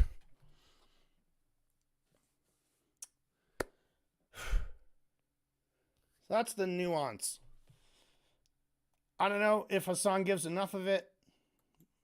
Pathetic propagandist piece of shit. But Ethan's like, no, you're maybe getting paid by terrorists. I think he didn't mention many. He mentioned Qatar was paying for terrorist apologia. Okay, so I don't know. That's the claim, is that he's getting it hasn't been ruled out that he's getting paid. I mean, if that's all you're gonna say about it, yeah, his audience pays him. And whatever sponsors, I don't know if he does sponsors, they pay him. He's getting paid. You know what? I think Ethan, he's getting paid. Shit liar he is. And disgusting piece of shit liar. Fine, that's your opinion about him. Show him being a lying, disgusting piece of shit. This is your content, Nuke, Ethan. I was hoping to get some juicy shit. I thought at least you'd be throwing some real slop on him. And I could watch these two little piggies just go at it. I want a fucking flame war.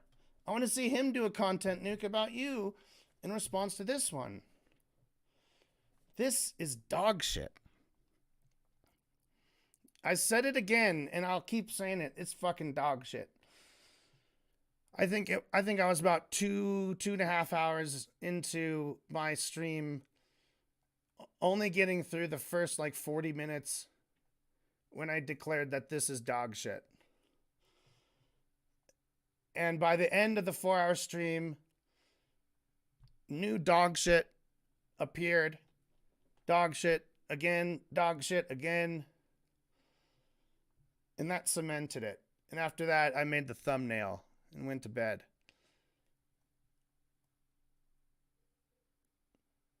This is dog shit. no, we can't rule out. What a pathetic propagandist piece Can't of rule it shit out. liar he is. And now, let's move to Hamas, the catalyst for this entire thing. They're the ones that committed this horrible act of terrorism, one of the worst the world has ever seen. The catalyst for this entire thing. I want to point out something that Ethan has. This is not the first time in this video that he's saying that the October 7th attack was what led to him falling out with Hassan, because he suddenly like grew sick that Hassan wasn't anti-Hamas enough, was still being anti-Israel, right? Nothing changed about Hassan's views. That's been laid out. This was all along Hassan's views about the world, right? He's always been against the occupying Israel and advocating for a free Palestine, right? Well before October 7th, I assume. Because like throughout this video, he's like, oh yeah, I should have seen it all along. There were all these clues that he secretly streamed in front of record audiences on Twitch. Just secrets. Just letting out his secret little political views. Hiding them from Ethan, obviously. And just sharing his little secrets with a quiet little group of 75 million children across the world. That's why this whole thing is dog shit, guys. That's why he's predicating the whole documentary on that. That Hassan is a fake friend. He pretended to be a Democrat and then he became a communist. And he doesn't even take it seriously. Like he's literally, throughout all of this, he's trying to demonize communists and say that they suck and they're dangerous. But he's doing it with this like goofy camp and camera mugging and sloppy, like underdeveloped presentation. Like he's just in his bedroom with his wrinkly t-shirt and his messed up hair. And he's making fucking silly faces at the camera. And he's like, America is the best. Like in a sarcastic voice. Instead of being like, honestly think America is the best country in the world. Like, why wouldn't you say it in earnest if this is what your earnest point is? He's making everything sarcastic until he gets to about here, like he drops all the sarcasm. He's just like, fucking disgusting lying piece of shit. Right? So it's just like, you hate him, man. You hate his fucking face. And it's like, if you saw him eating crackers, you'd be like, fuck how this guy's eating fucking crackers. He's just being himself, problems and all. I'm sure he's problematic. You're not pointing out anything new about him. You're not connecting any dots about him. You're just playing clips of him and then talking shit over the top of it and getting angry. And I'm getting angry because this is a shitty content, Nuke, right? I kind of thought you would have some productions. I know you're a millionaire. I mean, everything about this is the editing is fucking. It's so mid. It's just like a standard little video with a guy in front of the camera and then just rolling clips of other shit over the top, and then he's just voiceovering over the top.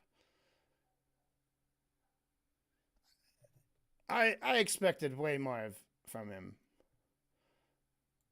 They are without a doubt the most extreme of all of these terrorist organizations. They are Islamic jihadists that want to convert all of Israel into an Islamic state under Sharia law. That's their stated goal. Hamas has been on the designated terrorist group pretty much as long as there's been a group. These guys have been suicide bombing civilians before ISIS leaders were even born. They fired 50,000 rockets into civilian populations and performed over 100 suicide bombings, killing thousands of civilians. Women are restricted from participating in the workplace and public life.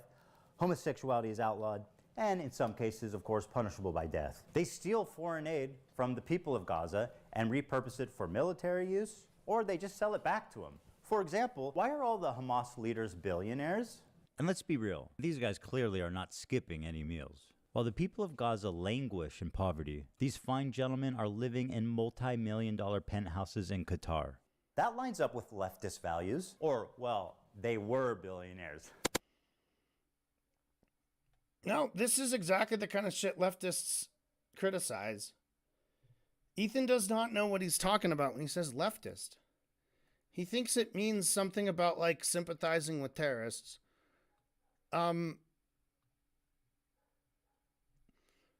There's a lot wrong with that. I fucking hate this kind of shit. Like, the top leaders of Hamas being billionaires. There's obviously some, like, wicked ass corruption going on here. And I don't think it's an accident. I think if Israel, I mean, couldn't Israel deal with them? Leaders billionaires? Do they want Hamas to be alive and well as their chosen enemy? These are the questions one asks. I don't know about this shit, but this fucking sucks. Like, this is so shitty for it's one of the fucking aspects of getting genocided is that, like, the people you have to, like, help you get corrupted to all hell.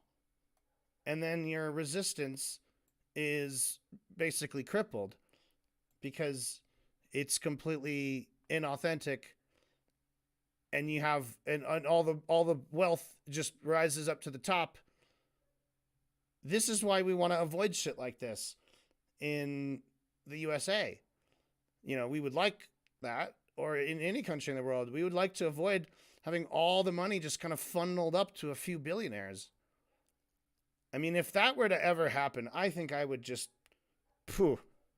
I would have to start jumping up and down and yipping at the moon, crying my little eyes out if that were to happen in the USA. All right? It fucking sucks. This is exactly the kind of shit that leftists criticize. Ethan, do you want to explore any of that at all? Do you want to, like, kind of even mention what socialism is? Do you want to even talk about what communism is? because you haven't landed on it at all. There haven't been any real like understandings. You know, your opening bit ended on the real danger, which is communism, right? That was an hour ago, and you haven't talked about communism at all. And let's be real, these guys clearly are not skipping any meals. While the people of Gaza languish in poverty. Got to make a fat joke at them, too. Sure. I mean, fuck them. I mean, it's a little weird that you have to, like, you could say a lot more bad about those guys and be like, they're kind of chubby, too. Not that guy. He's on a bike. He's on a stationary fucking thing. The guys in the middle, I mean, it's basically like this guy's like got a spare tire. This guy's like got a little bit of a gut. These fine gentlemen are living in multi-million-dollar penthouses in Qatar. It's fucking disgusting, man. It's absolutely disgusting. I mean, Ethan's right to point this out as a big problem with Hamas, right? That lines up with absolutely. But he's wrong to get and say that lines up with the leftist values in a sarcastic way, because what are you saying? I mean, okay, yeah, you're obviously saying it doesn't line up with leftist values. Kind of, because you're being sarcastic and you're saying it. But you're also saying it in exactly the same tone of voice that you said, I love America and everything she stands for. You're mugging to the camera and being weird. Leftist values, or, well, they were billionaires. Because they're all dead. Oh, they're all dead?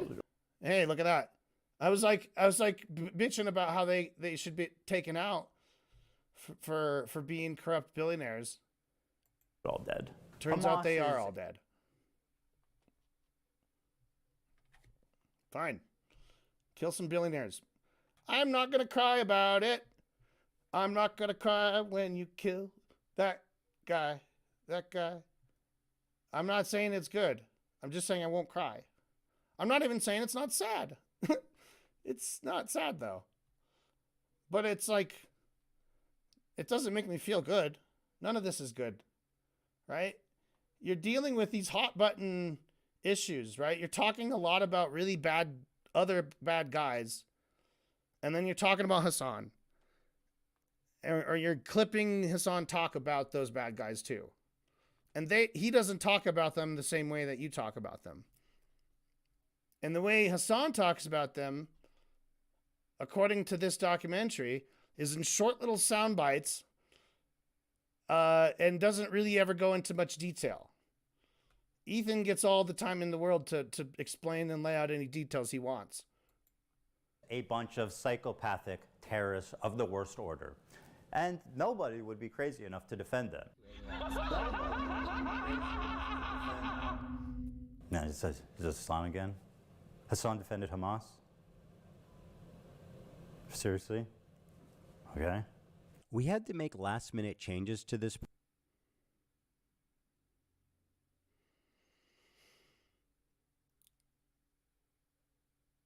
Okay, so we're about to see or hear described atrocities by Hamas, further driving home the point that Hamas is awful, right? Now, we're not going to have any nuance, right? I dearly hope there'll be no nuance, because then I'll look like a fool for saying that Ethan can't talk about things without nuance. Okay, here we go. Restricted on YouTube. I cut out the footage from Hamas, and I will attempt to narrate it for you as best I can. In this scene, an older woman is walking hand in hand with a girl who looks about 12. And as they're getting in the back of the van, one of the terrorists gives them a wave goodbye and says goodbye to them in English. Goodbye. And the two of them smiling wave back. That's crazy, dog. Dude. Okay, that's crazy. That's crazy. That actually, okay, that's too much. That's too much. That's like, that's... What's crazy? A man smiled at another couple. Did I miss something?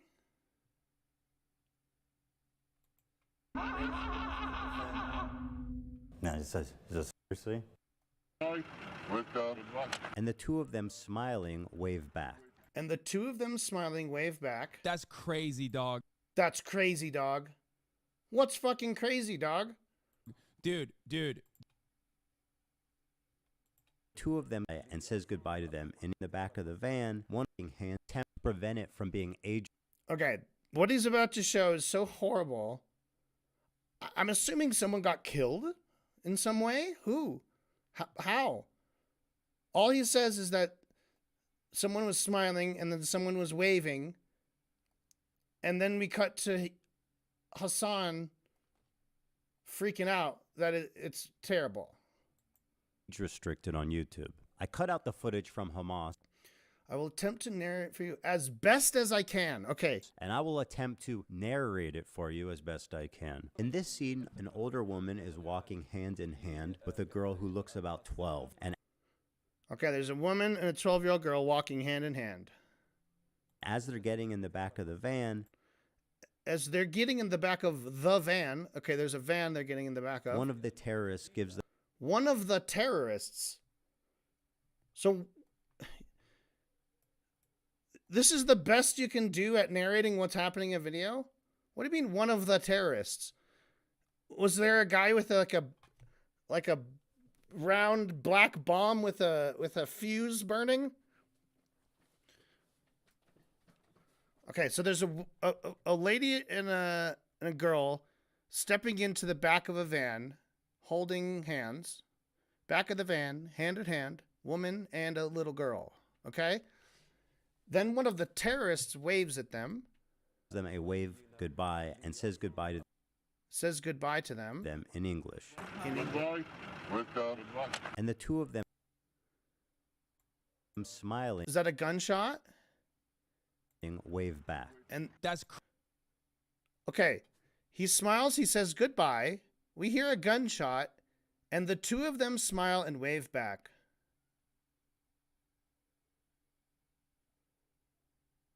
That's crazy, dude. What? Explain the gunshot. Where was the terrorists at the time? Are we seeing like footage from the view, like long scope, like we're seeing through a scope, like 100 yards away at this woman? Are we walking right behind them? This is dog shit, dude. You'll try your best to narrate what's happening. Walking hand in hand, age restricted on YouTube. I cut out the footage from Hamas, and I will attempt to narrate it for you as best I can. In this scene, an older woman is walking hand in hand with a girl who looks about 12. And as they're getting in the back of the van... Okay, you didn't mention a van or a terrorist. Where's the terrorist in this video? I'm trying to picture it. I pictured a woman... Here. We had two people...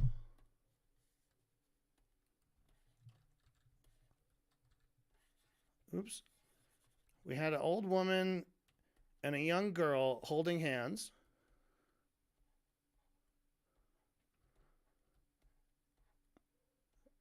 All right.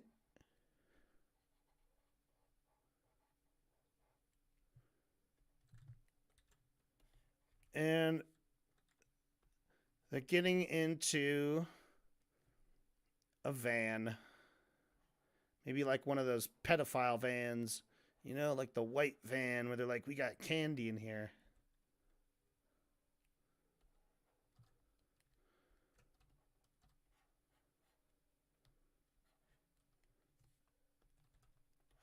All right, let's listen again. Ethan's painting a picture for us. One of the terrorists gives them a wave goodbye. One of the terrorists. Okay. So that means there's at least two terrorists also on the scene. Let's do this. We know that terrorists are all just like mindless drones. So I'll give them a Give them like a gun or something. And we'll just duplicate that. We'll have a few of them here.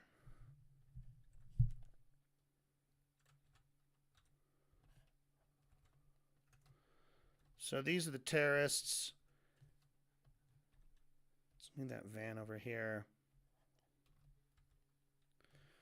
All right, so you got the lady, the girl, the van, and the terrorists. Then what happens, Ethan? And says goodbye to them. In the back of the van, one of the terrorists gives them a wave goodbye and says goodbye to them in gives them a wave goodbye and says goodbye to them in English. All right, so the girl and the woman get into the back of the van, and one of the terrorists, how about this one?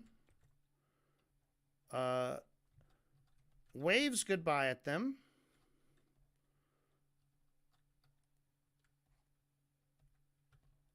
And says in English, goodbye.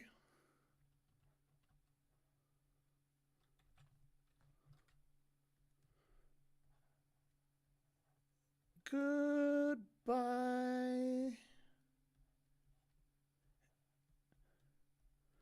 So it's an English speaker, terrorist. Or at least he just wants to say goodbye in English. Maybe it's like how some people will say adios, even though they're not Spanish speakers. All right. older woman is walking hand in hand with a girl who looks. Oh yeah, talking about this older woman walking hand in hand. So they walk hand in hand. It's about 12, and as they're getting in the back of the van, one of the terrorists gives them a wave goodbye and says goodbye to them in English. Goodbye. Lift off. And the two of them, I heard goodbye, lift off, goodbye, smiling, and then we hear a gunshot. Now, obviously, nobody in the story was hit by a gun because he totally would have mentioned that. So I think what happened, actually, maybe it was just like a firework or something. Maybe there were some kids like, setting off fireworks over here. That was just a firework that went off. I mean, it sounded like a gunshot, but it could have been like like an acorn falling from a tree. Could have been something like that. Could have been children playing with. So, yeah, I don't know. Ethan, certainly, it's not even worth mentioning at all. So obviously, it's not going to affect the drawing whatsoever. So let's see what happened next. to them in English. Goodbye. Lift off. And the two of them, smiling, wave back. Okay, so in the van, the two of them. Let's get the right. There we go. They're actually smiling.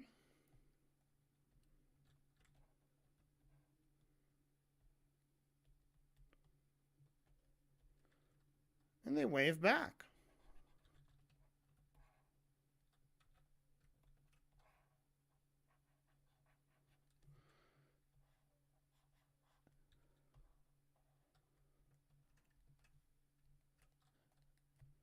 All right, and then what happens? The van, one of the terrorists gives them a wave goodbye and says goodbye to them in English. Goodbye. Lift off. And the two of them, smiling, wave back. That's crazy, dog. Dude. Okay, at that point, Hassan becomes totally shocked and surprised that they smiled and waved to the terrorist. Is that I mean, that's how else should I interpret that? As soon as they waved and smiled, that's when Hassan said, "Oh my God, dude. Holy shit." What does he say? And the two of them and 12. Them smiling wave back. That's crazy, dog. That's crazy, dog. Dude, okay, that's crazy. That's crazy. That actually, okay, that's too much. That's too much. That's more than I expect. Bro, every time they're releasing hostages, the next wave, they're gonna be like, actually, I'm good. Like, I'm staying. These hostages are being released at gunpoint by the people who likely murdered their family in front of them before kidnapping them. Hassan peddling this narrative that they're sad to leave their captors is beyond disgusting. The next wave, they're gonna be like, actually, I'm good. It's plainly obvious these are traumatized victims who are scared for their life and doing what the terrorists are telling them to do in order to avoid any conflict on the way out. Oh, look at the sweet masked terrorist with his AK-47. He's so nice. Did you guys see how he waves goodbye? Dude, okay, I'm gonna be honest. This is some crazy PR. They look traumatized as fuck. Wait, what? Bro, they look like... Do any of you geniuses in the chat, like Ethan fans, want to explain what the fuck this means? Or is Ethan like full of shit?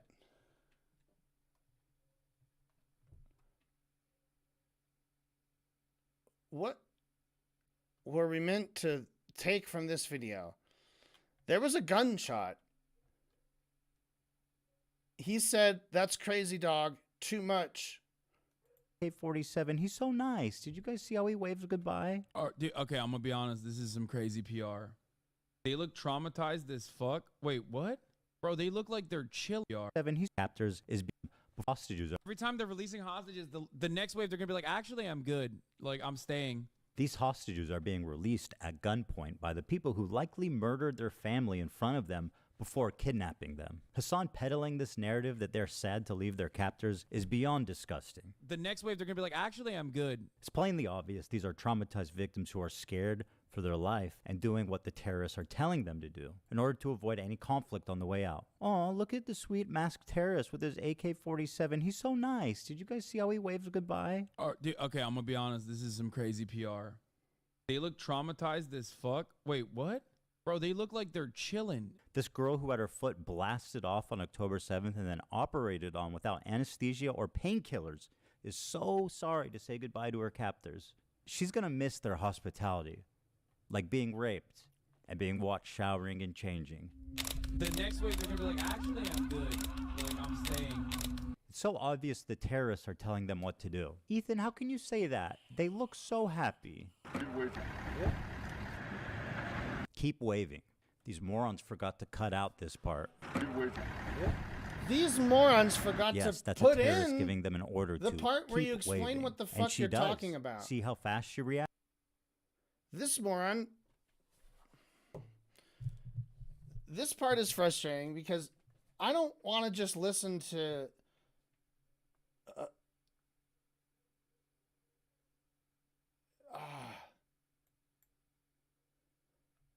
he explains an absolute nothing of a story.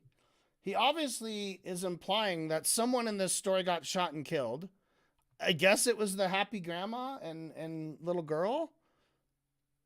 Because he went on to say, oh, it was nice of him to wave before he shot them.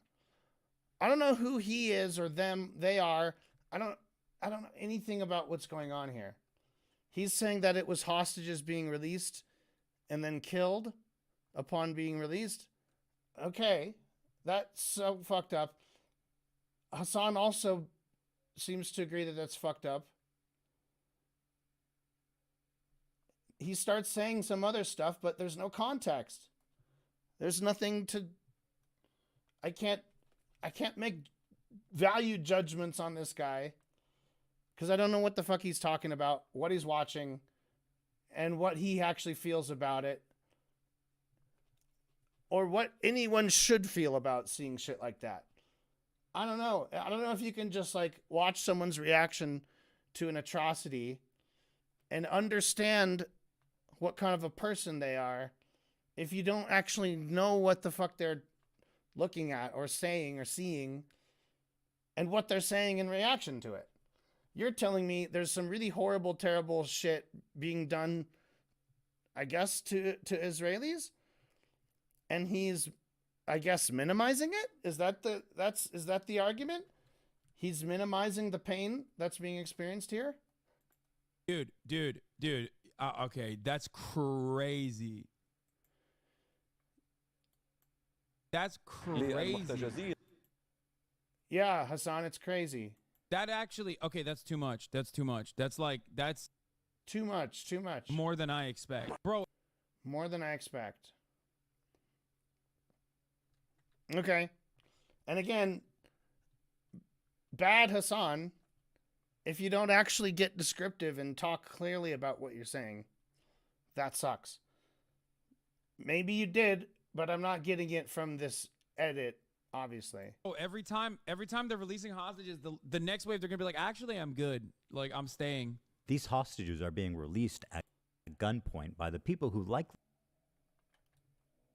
Right. He just said this flippant remark of like, I don't know. He seems to think that upon seeing or understanding whatever it was that he watched, that hostages would be less likely to want to be released and would prefer to stay with Hamas. That seems to be what Hassan is just doing right there. Right? He, okay. So what does that mean? What did he watch? Who was shooting whom? We don't know that. None of this is laid out here. If you're just watching this uncritically and you're just going along with whatever Ethan says, I mean, at this part, you'd genuinely get lost. You'd be like, wait, what? But you would eventually pick up through context clues that he's witnessing a murder and he's saying that's too much. And we're to believe that he's like being a real dickhead trying to like sneakily advocate for it. Or minimize it. Right? But he seems to be thinking, man, the next bunch of hostages won't even want to get released. So whatever he saw, he interpreted that as being something that was against Israel. Right? I mean, so what's happening? Zoopgar, nice one view, Pa. Well, how could there be two if there's not first one? You know? I've had them in and out. It's a long-ass, boring stream. I don't expect to be a lot. Looks like we got 0 and then 1. Yeah. At one point, we had like 9 people. But they didn't like it. They don't like it. I wouldn't like it either, man. This is dumbass shit. This is boring. This is what they call content. Which I don't even... I don't care about making content. I'm honestly doing this just because I want to watch this, but it's so hard to watch without like stopping to comment on it. And I don't have anyone in real life that I would ever want to subject to this. So that's why I'm live streaming it. So I can sort of talk to hypothetical strangers or people from the future. If you're the kind of sicko who would watch this kind of stream, welcome. I'm the kind of sicko who would do this kind of stream. All right? Welcome. I mean, I've never ever had like aggressive like haters in the chat before because all I usually do is draw pictures and listen to Knowledge Fight. But as soon as I came for Ethan, I got a little bit of fluffered ruffles. And I got some people just coming in and talking shit.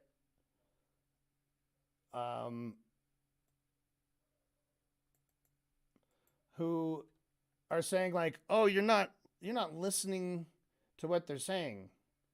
You're just making a judgment already." Bitch, if I was doing that, I wouldn't have watched the stupid video.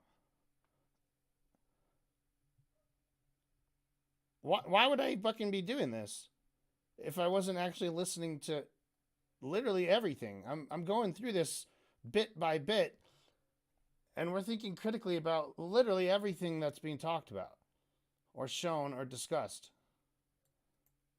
Murdered their family in front of them before kidnapping them. Hassan peddling this narrative that they're sad to leave their captors is beyond disgusting.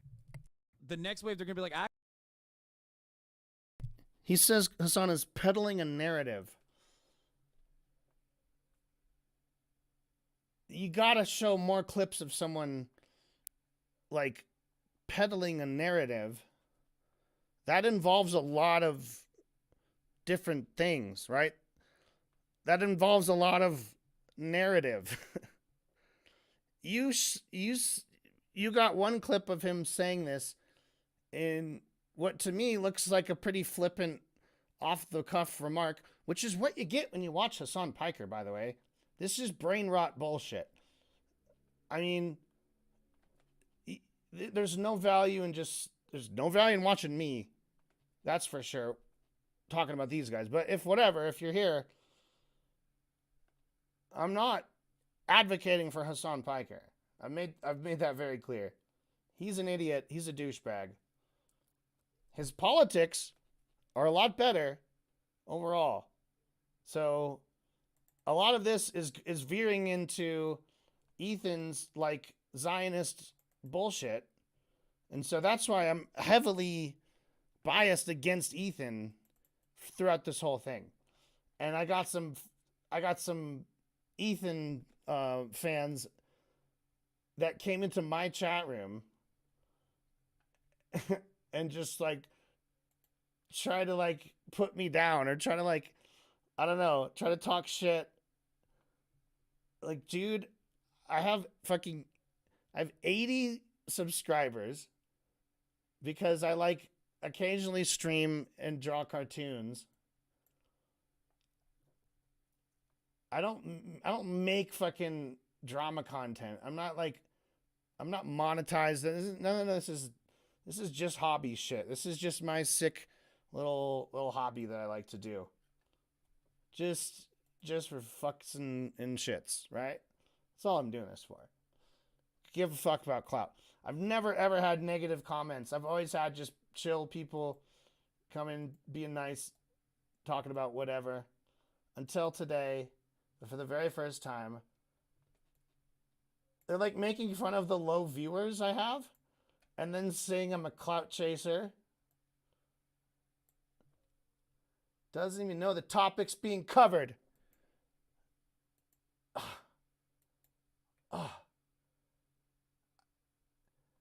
Hasn't even watched the video. Already calling it dog bleep. Don't cuss on the internet, Mike V. You better keep it civil. Anyway, I should have expected it. That's literally what you see in the comment section here too. They're like, "Oh, so well organized. Such a great video." If you have to say this is journalism, it probably isn't journalism. I totally agree with that. Where was that?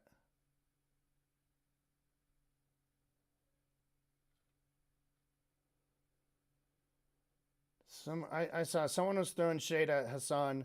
That is 100% correct. Hassan is not a journalist. He doesn't do journalism. Attack him for that. Attack him for his dog shit journalism. Actually, I'm good. It's plainly obvious these are traumatized victims who are scared for their life and doing what the terrorists are telling them to do in order to avoid any conflict on the way out. Oh, look at the sweet masked terrorist with his AK-47. He's so nice. Did you guys see how he waves goodbye? Dude, okay, I'm gonna be honest. This is some crazy PR. They look traumatized as fuck. Wait, what? Bro, they look like they're chilling. This girl who had her foot blasted off on October 7th and then operated on without anesthesia or painkillers is so sorry to say goodbye to her captors. She's gonna miss their hospitality. What are we looking at? He just said this girl with her leg blast. Is that what he's looking at? Because I don't know what we're looking at. you censored like around Hassan's like webcam.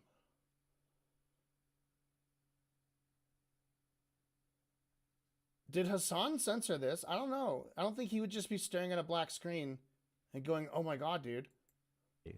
So I think this must be Ethan's censor. Being watched showering and as he mentioned, he has to cut out some of the visuals, but he would do his best to describe what's going on. He's just like, this girl, and then one of the terrorists. You're not describing anything that's going on. Ethan, this nuke is dog shit. If you can't show this part and you're not going to describe what's going on, just cut it out. It's already fucking an hour and 43 minutes. Just cut it out. It doesn't help your case at all to just have nothing and have you just like talking over it. And then you're like talking all sarcastic, making jokes. Like, show us something different. The editing in this is so fucked. The editing is dog shit. We've been staring at this black screen and Hassan's stupid face for minutes. without anesthesia or painkillers is so sorry to say goodbye to her captors. She's gonna miss their hospitality, like being raped and being watched showering and changing. Why are we looking at Hassan that whole time? We're meant to believe that like Hassan is like listening to Ethan's voiceover, him being like, she was raped and watching the shower. Like, dude, this is all fucking terrible shit you're describing. Why are you trying to pile it onto Hassan right now? What is the connection? I would love to just like see a coherent point being made. It's just like talking shit about him, describing terrible things, and being like, he didn't give a fuck about that. He was so flippant. Look at him being flippant right here. Right here. Look how flippant he was at in that moment. Look at him. Look how he reacts to something. Look at his reaction when someone said something to him. Look at how he reacted. Jalen, you might be the only motherfucker who stumbled in here. No, a few other people stumbled in here. They stumbled back out for various reasons. This is not enjoyable, so I can understand it. This content nuke is dog shit. Okay, that's my thesis. I discovered that when I was about halfway in, or I was about 40 minutes, 30 minutes maybe into the. I think I thought it was dog shit about 5 minutes in, but I think I officially declared it a little further in. But this is dog shit. He's not making any points. It's just all. It's not even well made. It's not well edited. It's just awful to look at and watch. There's audio problems. There's logic problems. There's a lot of problems. Even not counting all the ideological, political bullshit I have with it. And the comedy is not good. The comedy's bad. He's not doing his comedy well. It doesn't have any of the Ethan charm. You know? It's humorless. Blasted off on October 7th and then operated on without anesthesia. There's constant jokes, but they're humorless jokes. They're like cutting, biting, nonsensical jokes, and they're sprinkled throughout all these very serious topics. And so they just all miss. Anesthesia or painkillers is so sorry to say goodbye to her captors. She's going to miss their hospitality, like being raped and being watched showering and changing. Again, you're talking about an individual anecdote in response to Hassan talking about some people in some video. I don't know that you guys are talking about the same person. Right? These dots have not been connected. Maybe he was talking about the same picture and the same woman and the same story. And when Hassan saw this crying woman, he said, she looks totally chill. Is that true? I mean, you gotta point us there.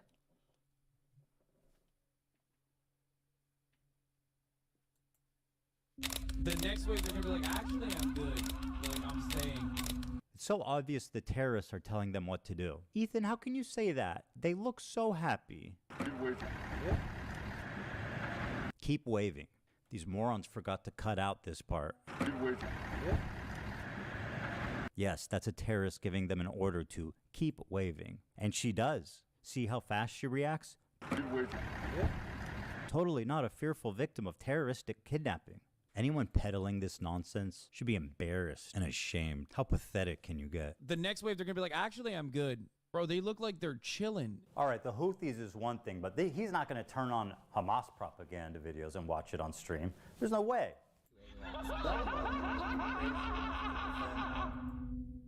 Okay, it's getting hard to defend him. Freedom fighters, musical shit. Here is a video that came out of how Hamas produces their own motherfucking sniper rifles. He can hardly contain his admiration for them. Produces their own motherfucking sniper rifles. Let's see how long he can go without offering any commentary or analysis on this Hamas hype video.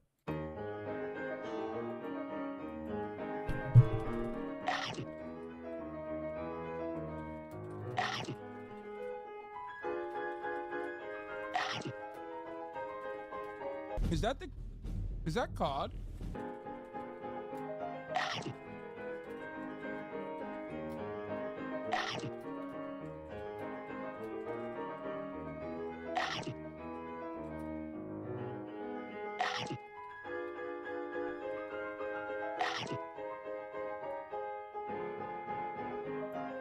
One minute, 36 seconds.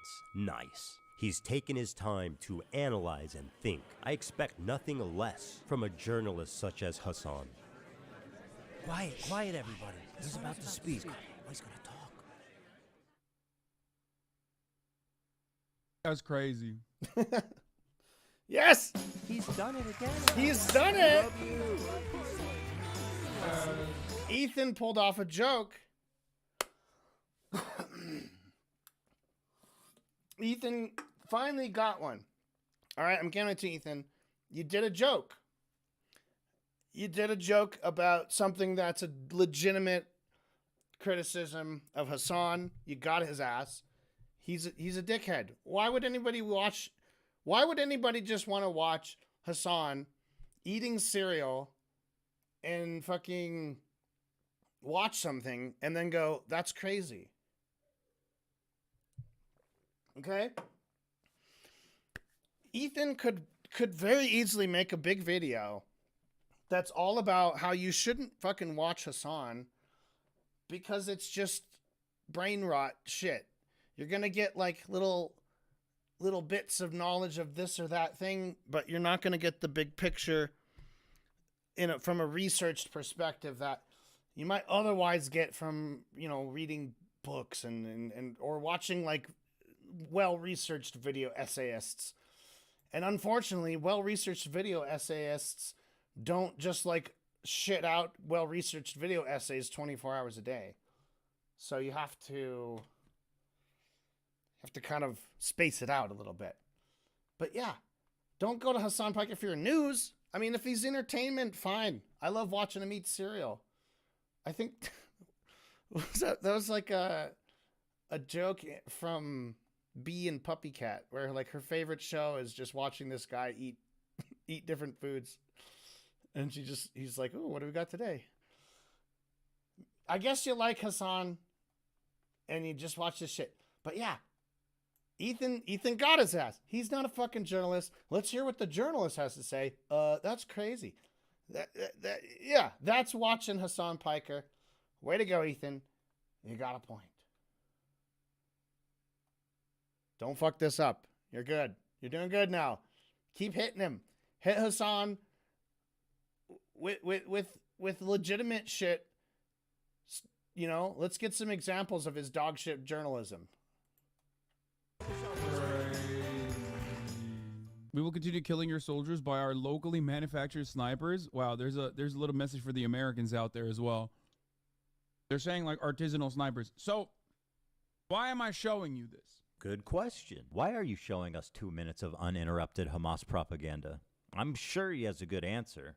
The reason why I'm showing you this is because One thing that the Israeli maintenance of the apartheid has shown us is that there are no half measures on genocide. You either got to hit the full gen, okay? You can't do half genocide, a little bit of display. Why are we adding in these like scribble sounds and like writing these bullet points? Can we just listen to what is like? You're trying to make this different than the way he's saying it. I don't know what this means. Gotta hit the full gen. Can't do half gen. Okay. I mean, that's the same point. You're just writing it down as if it's two different things. Hassan is not speaking in a list form, right? It would be silly to read off a list and say step 1, gotta hit full gen. Step 2, can't do half gen, because that would be implied by step number 1, by rule number 1. So Ethan is like trying to like pull ridiculousness out of what's happening. He's like, look at this stupid list. Because yeah, he literally said that, but he didn't say it as if it's a list. Let's go back. One thing that the Israeli maintenance of the apartheid has shown us is that there are no half measures on genocide. There are no half measures on genocide. Ding! You either got to hit the full gen. You either got to hit the full gen. Okay. You can't do half genocide, a little bit of displacement, genocide, and then continue maintaining an apartheid state and maintaining an occupation. Something about. He's saying you can't maintain an occupation in an apartheid state. This is all one point. And he's saying this is what the Israelis believe. That when they genocide, they have to do the whole thing. Okay? Which is basically what America did back in the day when, you know. This is the second point. Or it's not the second point. It's just saying like this, in addition to Israel believing this, America also works on this principle. You know, we were building America, Manifest Destiny, right? Hold on. Yeah. You completely drive out the Native Americans. You don't just let them kind of live there and do their thing. You fucking murder them. You send them away. You drive them off their land. You drive them hundreds of miles away. Because white people have the destiny to manifest the whole continent. What's wrong with what he said? And why are we like ridiculing this? How is this ridiculing it? If you're going to ridicule this point, I mean, you might say, I don't know, it's not even a good argument, and it's not even an argument I agree with, but you might like say, well, how could they have done full genocide if there's still some Native Americans today, right? If they want to quibble about the word full meaning absolute versus full meaning, you know, I mean, once you've lowered a group's numbers low enough, there's just no coming back in terms of returning to any semblance of a people that exist anymore, right?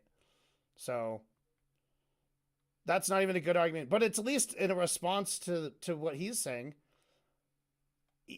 Ethan is just trying to ridicule it by adding scribbly pen sounds. Like, imagine you're just like talking and someone sarcastically like picks up a pad and a pencil and it's like, and they're just writing down everything you say, or like writing down little bits. Okay. Can't do full. Okay. Can't do half. Okay.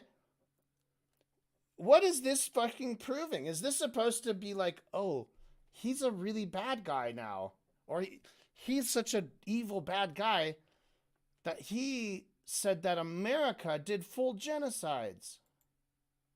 Hold on. You showed this to us because of Manifest Destiny? The fuck are you? You showed this to us because of Manifest Destiny? The fuck?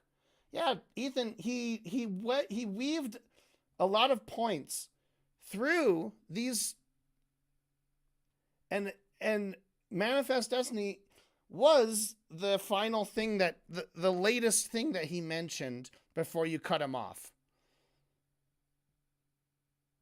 So your conclusion is that he showed that to you because of manifest destiny?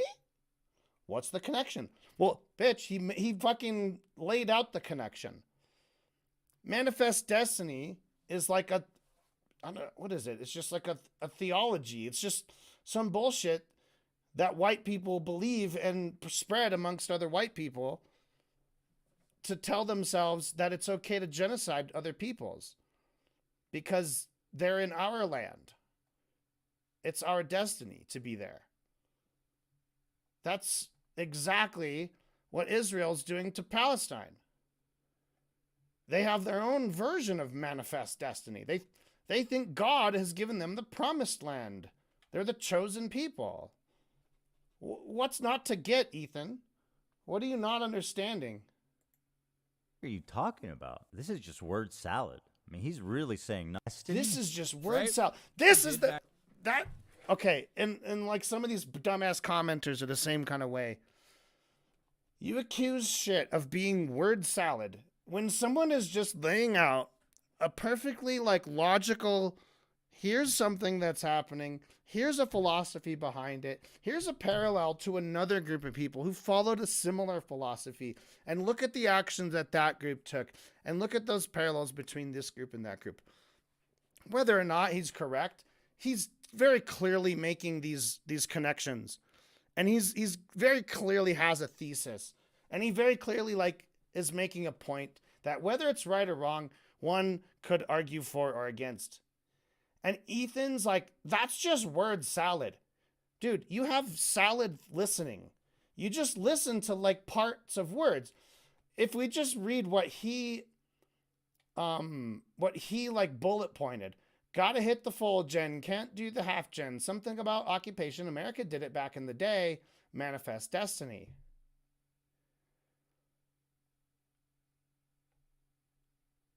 Okay. Yeah, that's nonsense.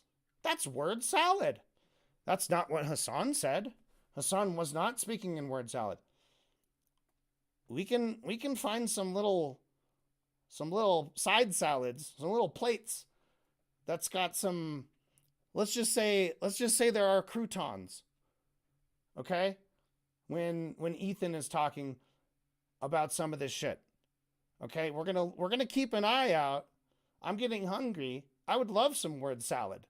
Like I get really fired up when I hear some good word salad, because when someone just talks and makes a nonsense point with crazy language, but they seem to like, it seems to be coherent at first, but when you write it down, it's not. Like, don't worry. When we get to some word salad, I'm going to pick it apart and I'll bust your ass. If Hassan is speaking in word salad, we're going to get his ass. That was not word salad. That was meat. If I ordered a salad and I got the equivalent food of what he did by speaking, I would sue that restaurant for violating my rights as a vegetarian. And I'm not even a vegetarian. Let's just say that. Shown us is that there are no half measures on genocide. You either got to hit the full gen, okay? You can't do half genocide, a little bit of displacement, and then continue maintaining an apartheid state and maintaining an occupation, okay? Which is basically what America did back in the day when, you know, we were building America, manifest destiny, right? Hold on. You showed this to us because of manifest destiny? What the fuck are you talking about? This is just word salad. I mean, he's really saying nothing here. So he has no good reason. Got it. Okay, fine. He likes Hamas. He watches their propaganda. But he's not going to deny the violent rapes that took place. That is way beyond the pale. There is one instance in captivity that we have actually gotten verifiable evidence on. Beyond that, the systematized mass rapes that Hamas dealt on October 7, not a single bit of that has been verified. And people still run with it over and over and over again. Many young people who are simply attending a music festival Women were horribly raped. As I said then, I say today, Israel has a right to defend itself. What rapes did Hezbollah do? Bro, what rapes did Hamas do? What are you talking about? The Stop Anti-Semitism account that considered me to be anti-Semite of the week has also been hallucinating rapes once again, doing rape fantasies once again, because they're fucking mentally ill. Hamas has committed horrific acts of sexual violence and took women and girls, men and boys slaughtered after enduring sexual violence. The deadliest. I don't appreciate like the goofy music. Like we've got the piano music, and we're just playing reels of people describing sexual assault, and then watching Hassan's instant in the moment reactions.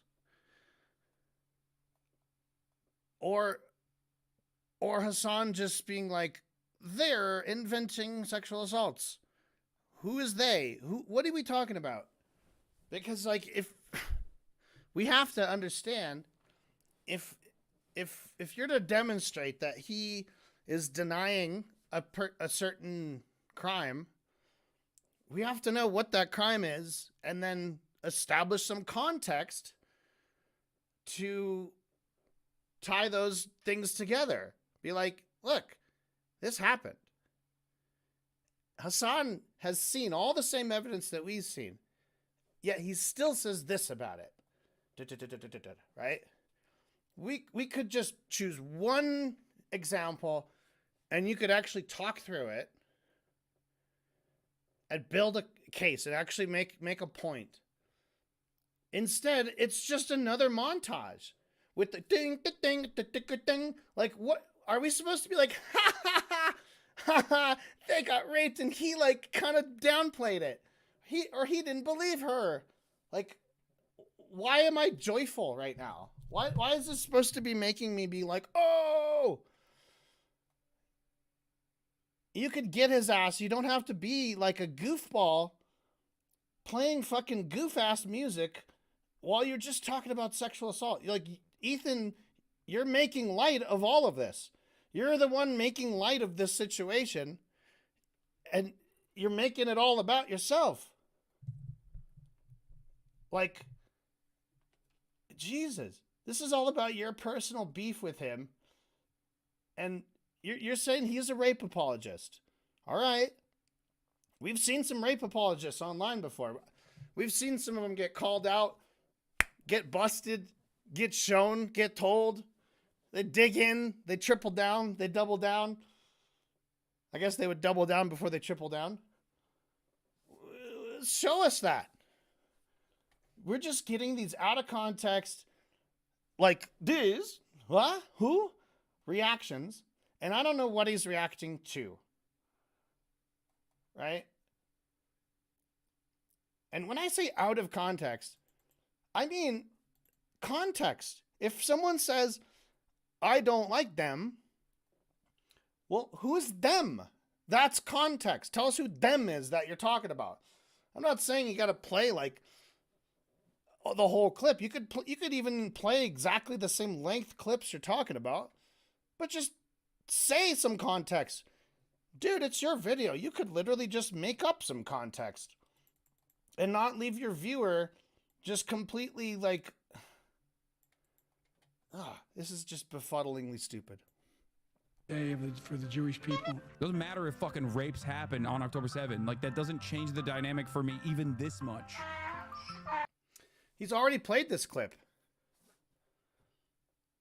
Now he's playing it with the entertainer ragtime piano and donkey sound effects.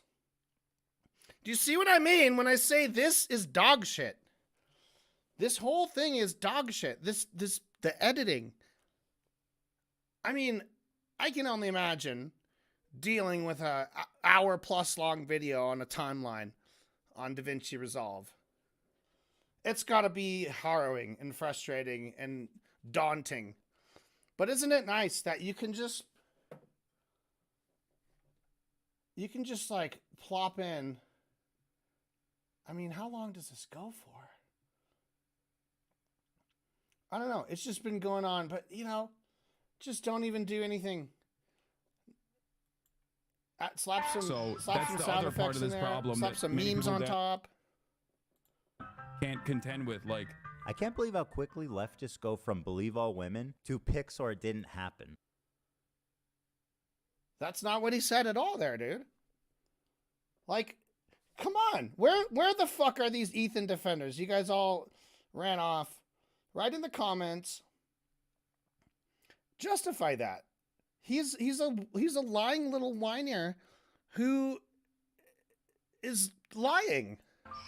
so that's the other part of this problem that That's the other part of this problem. Whatever the fuck that means, because we don't have any context as to what the fuck he's talking about. But when he says rapes don't change the reality, we talked about this before. He's already played this in the same documentary.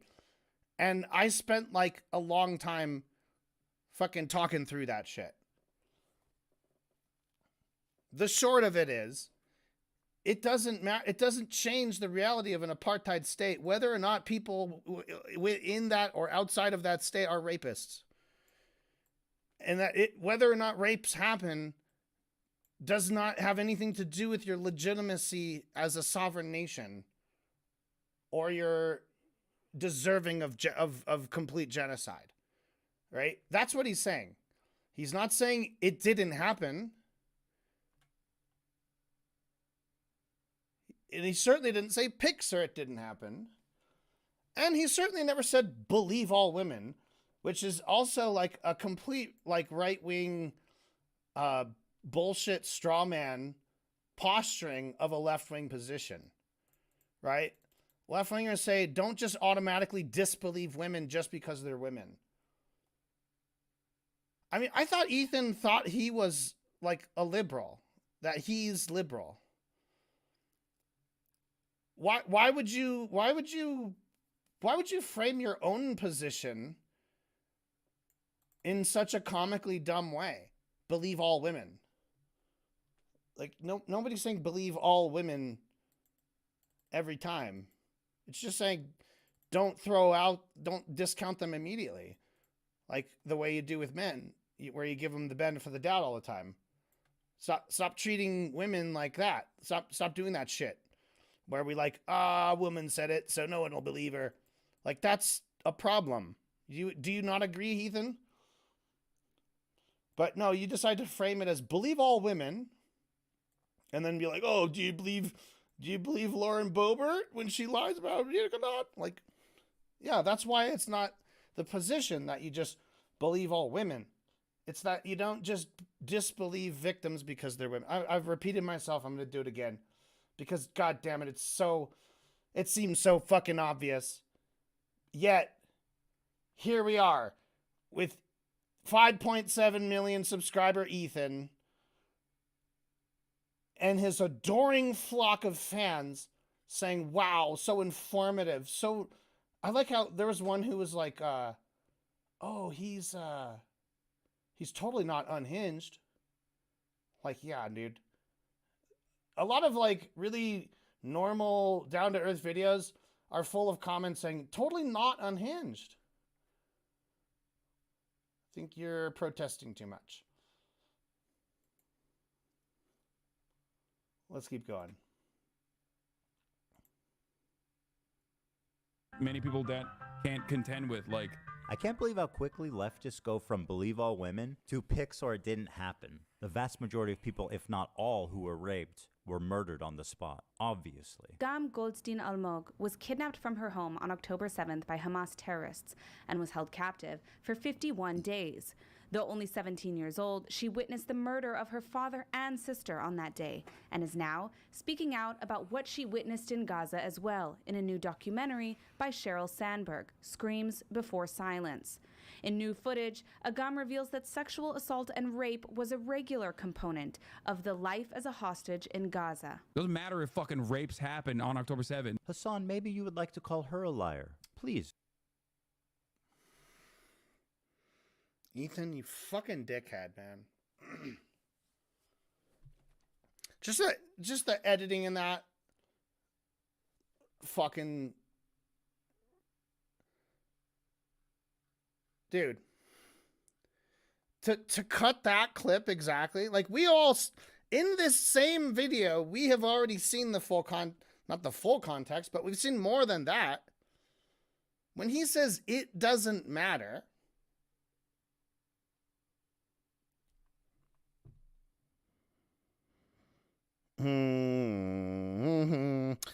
it doesn't matter if blank. There's several ways to interpret that. If I say, it doesn't matter if you spill your milk. Yeah. What am I saying? I'm saying that spilling milk is a trivial, non-problem kind of problem that you don't even need to worry about. Right? I'll say, it doesn't matter if you spill your milk. It just doesn't matter. Period. There's another way I could say, it doesn't matter, with a comma. It doesn't matter if your grandmother died. We have to keep this nuclear reactor running. It doesn't matter if your grandmother died. We have to keep this nuclear reactor running. Okay? That's a different meaning of the phrase, it doesn't matter if blank happened. Because what we're saying is, while blank might be important, it is not relevant to the question of whether some other thing is happening. And usually this is a kind of thing you would say if someone is throwing out an irrelevant point to interrupt the point that you're making. So let's say you're saying, well, you know, the Germans like occupied Poland, or attacking it, taking over Poland like a bunch of fascists. And then you're like, well, some of those Polish people went and raped a bunch of German girls. And you'd be like, okay, it doesn't matter. The Nazis are taking over Poland. It doesn't matter that Germans were raped by Polish people, because that's irrelevant to this thing I'm talking about. That's bad. We can deal with that. But it's not the thing we're talking about here. That's what Hassan was saying. That's what I know just by watching this video earlier. We've already seen that. We've already heard that. And despite not having a lot of context, I at least had that much context that I could definitely understand that point from him. So what does he do? He tells us about this awful tragedy of this hostage who survived, and this absolutely fucking awful thing that happened to her. And he's using all this footage as a setup. Call her a liar. Please, go right ahead. Doesn't matter if fucking... It doesn't matter. Component for this punchline of the life as a hostage in Gaza. Doesn't matter if fucking rapes happen on October 7th. Hassan... So he just cuts him off so that we're all... As if he's saying, it doesn't matter. As in, it doesn't matter if you spill your milk. Nobody cares. It's not a problem. Right? That's not what he's saying. And then Ethan's like, tell her it didn't happen to her face. He literally didn't say it didn't happen. He said it doesn't matter that it happened. He's literally acknowledging that it happened. Whether or not you want to say that's flippant or bullshit or evil, it's not denying it. Okay? So your attack is completely without teeth. Maybe you would like to call her a liar. Please, go right ahead. Doesn't matter if fucking rapes happen on October 7th. There are dozens of testimonies from witnesses, most of who were in hiding and heard or saw it happen. And each week there's more stories coming out. There's a UN report that concludes it happened. Doesn't matter. But Hassan needs a rape kit from a mutilated body. I mean, citation needed. He clearly never said that. He's just continuing to completely miss the point. I mean, obviously, I'm pausing this and talking to the video as if the video is going to somehow like take feedback and like adjust itself the next time I push play. Of course not. He's going to be making the same point. He's going to say Hassan says that it didn't even happen. And here I'm just going to bombard you with more and more anecdotes that it really did happen and everyone knows it happened and it's really bad that it happened. And I'm going to go back to the same soundbite of him saying it doesn't fucking matter. And then obviously cutting him off after his comma, which is what you got to do when you're making a hit job thing. It's so vile to deny the suffering and trauma of the victims just because you need your heroes at Hamas to be perfect. This conflict will never end until people realize that Palestinian liberation and Israeli security are not mutually exclusive. You need both, and it can be done, but not while people like Hassan lie, propagandize, and incite hate. It's people like him, ironically, that prolong the conflict indefinitely. There's no space for conversation, there's no space for rational thought, there's no space for nuance. My position on Palestine is like 5 degrees off from where Hassan is. And to him and his community, I'm the devil. I'm a Nazi. My position on Palestine is 5 degrees off from Hassan's. I mean, that's a wild claim. What is a degree of a position on Palestine? How do you measure those degrees? And, I mean, flush that out. Tell us, what are these degrees? Show us the big, like, you should be showing us like a big thermometer or something. Or a gauge that shows like degrees of positions on Palestine. And we could see like, what does it mean to be 5 degrees? Is that a big difference? Like where, if I have one position and I move 5 degrees, how much did I change? And I mean, at one point you've got a clear this or that. It's like, are they humans? Do they deserve to be treated like humans or not? You know, if you say you're on either side of that issue, but it's only 5 degrees, well, it doesn't matter if it's 1 degree. If you're over the line, people are going to say you're racist. Now, he has made this claim that he got told that he's really bad. Like, let's hear that again. What did they say about you, Ethan? That prolong the conflict indefinitely. There's no space for conversation. There's no space for rational thought.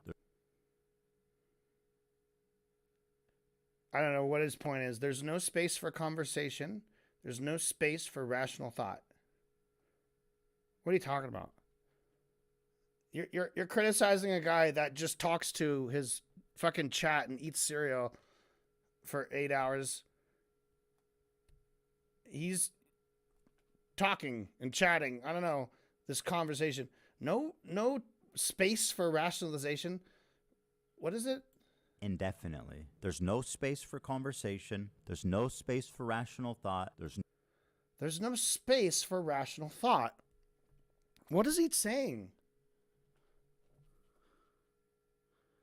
Where's the space for rational thought? What are you talking about? And incite hate. It's people, but not while people like Hassan lie, propagandize, and incite hate. It's people like him, ironically, that prolong the conflict indefinitely. There's no It's people like him, ironically, that prolong.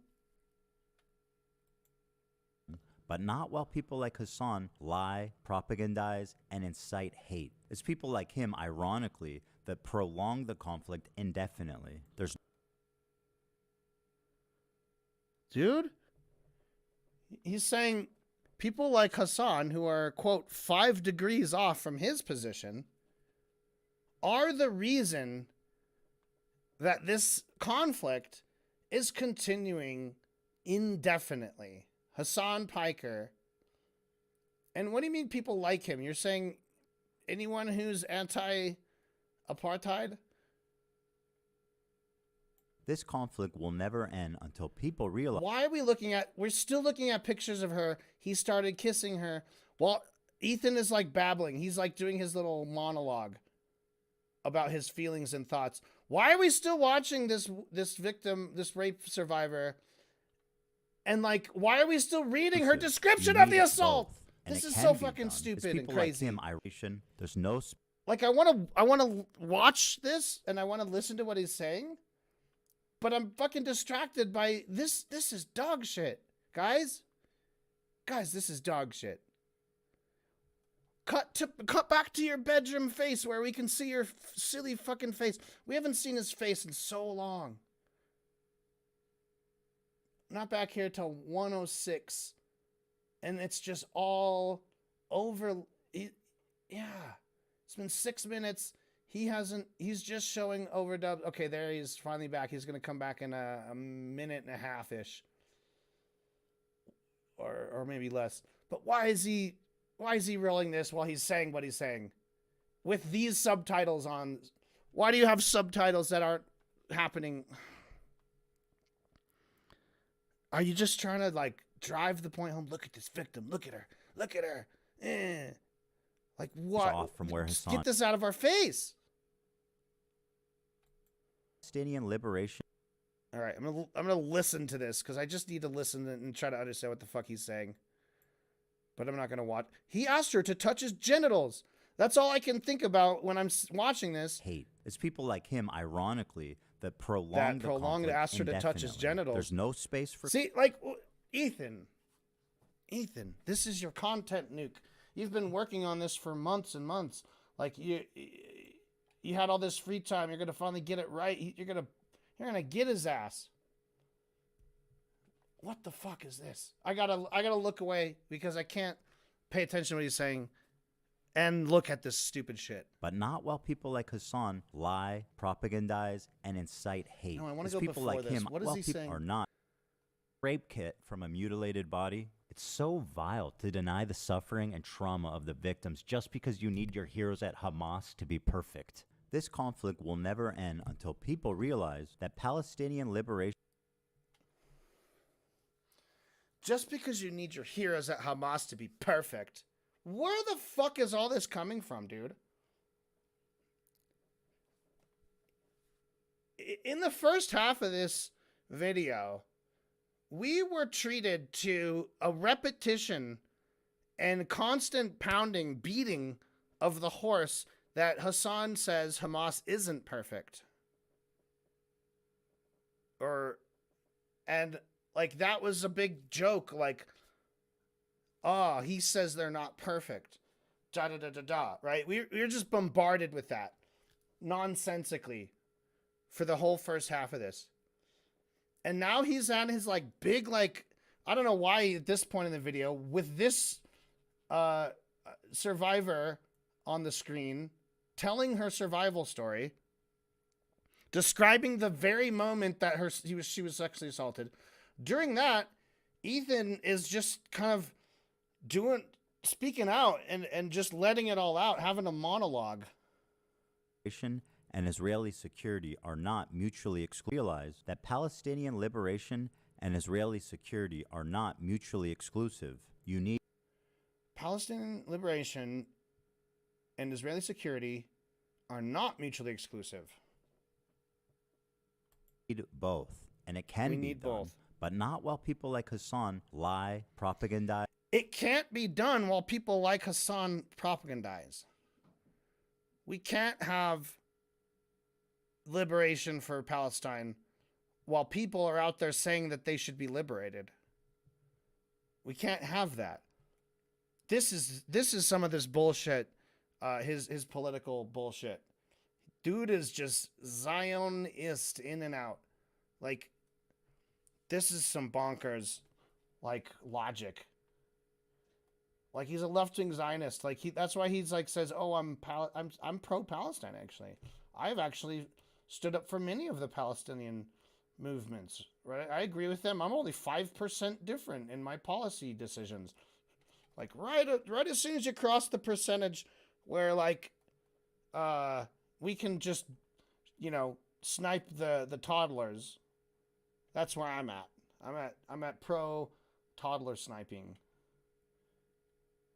And then he wants to get all indignant that people aren't nice to him about it. I can't believe they called me racist. That's actually racist to call him racist. Like that's what we're dealing with here. We're dealing with like, oh, but actually you're the racist one for calling me racist. That's the level of discourse that we're getting here. And incite hate. It's people like him, ironically, that prolong the conflict indefinitely. There's no space for conversation. There's no space for rational thought. There's no space for nuance. My position on Palestine is like 5 degrees off from where Hassan is. And to him and his community, I'm the devil. I'm a Nazi. It's delusional thinking. To him and his community, he's the devil. He's a Nazi. Cool, man. Let's see those texts. Let's see those comments. Because the last time you showed comments, there was like 2 comments that were a little bit mean to you. There was one kind of scary comment that just said, "Where does Ethan live?" Like it was as if the guy is like trying to get someone else to dox you. So I'll give you that. That was fucked. You showed 2 where someone called you a Zionist. I just called you a Zionist, too, so you can add me to that list. But nobody called you Hitler. That's nonsense to say you are Hitler. Like, if someone said that, they're probably, like, being really ironic. And like, clearly joking.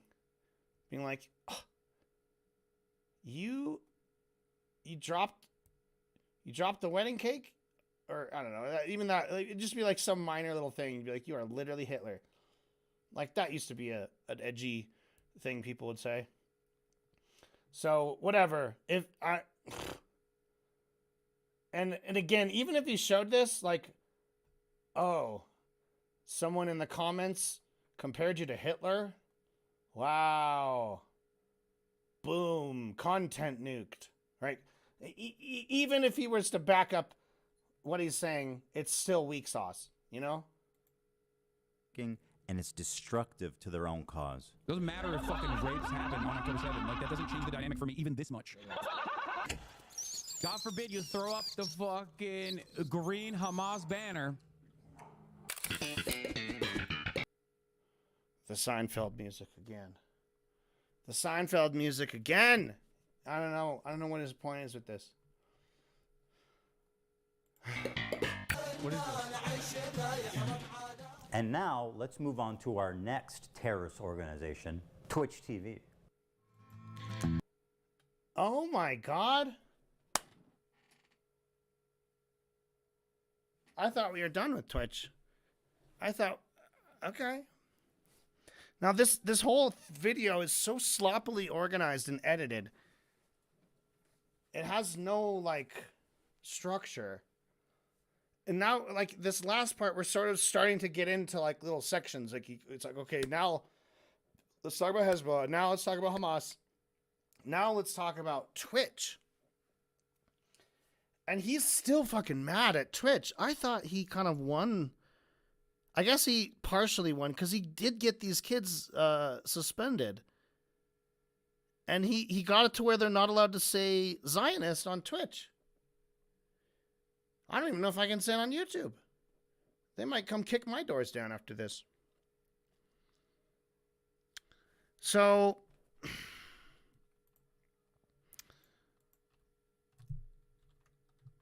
oh boy. What did Twitch do? Let's see. Let's find out what Twitch did.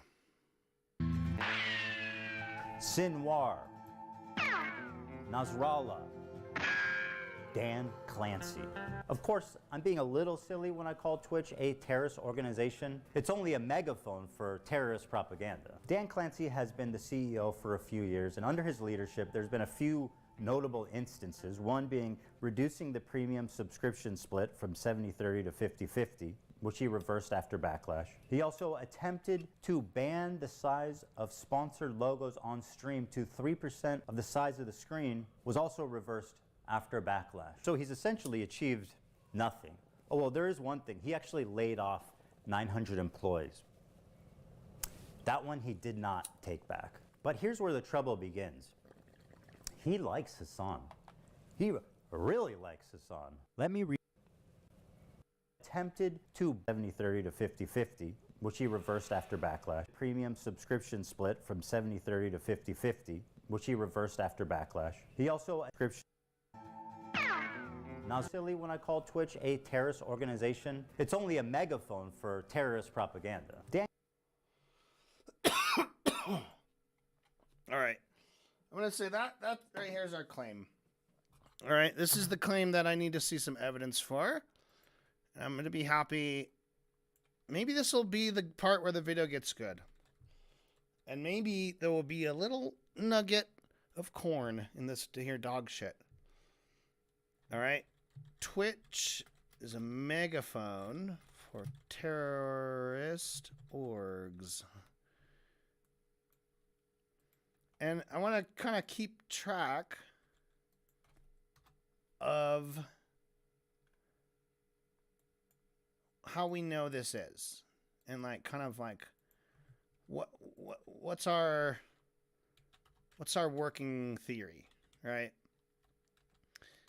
Now, I don't know. We're gonna see. I'm kind of excited now.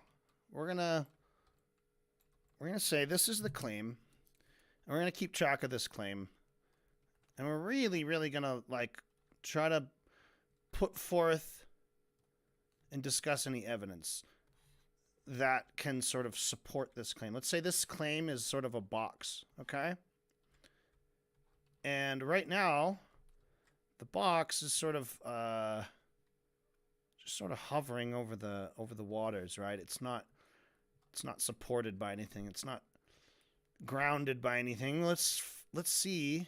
Ooh, terrorist. I have too many R's in that word. Too many R's, guys. Hey, can you cool it on the R's, guys? I'm getting a lot of R's in this word here, and I don't need this many. I said I needed 3 of you guys. You can go home. You can go home. All right.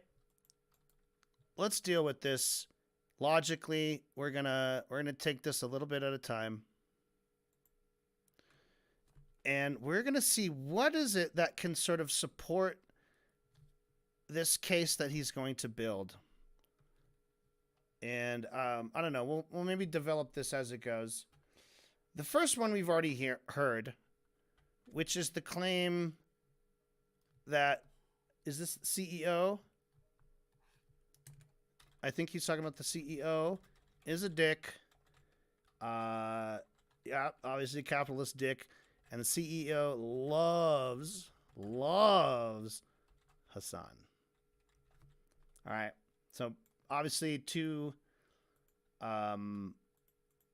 pretty serious bits of evidence so far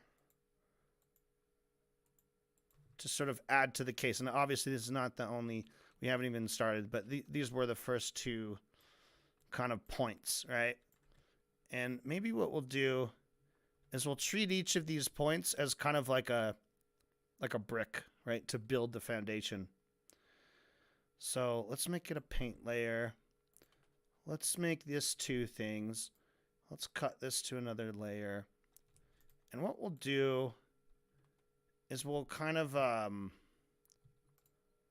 just make this into a brick. And then, you know, we're not going to make a value judgment right away.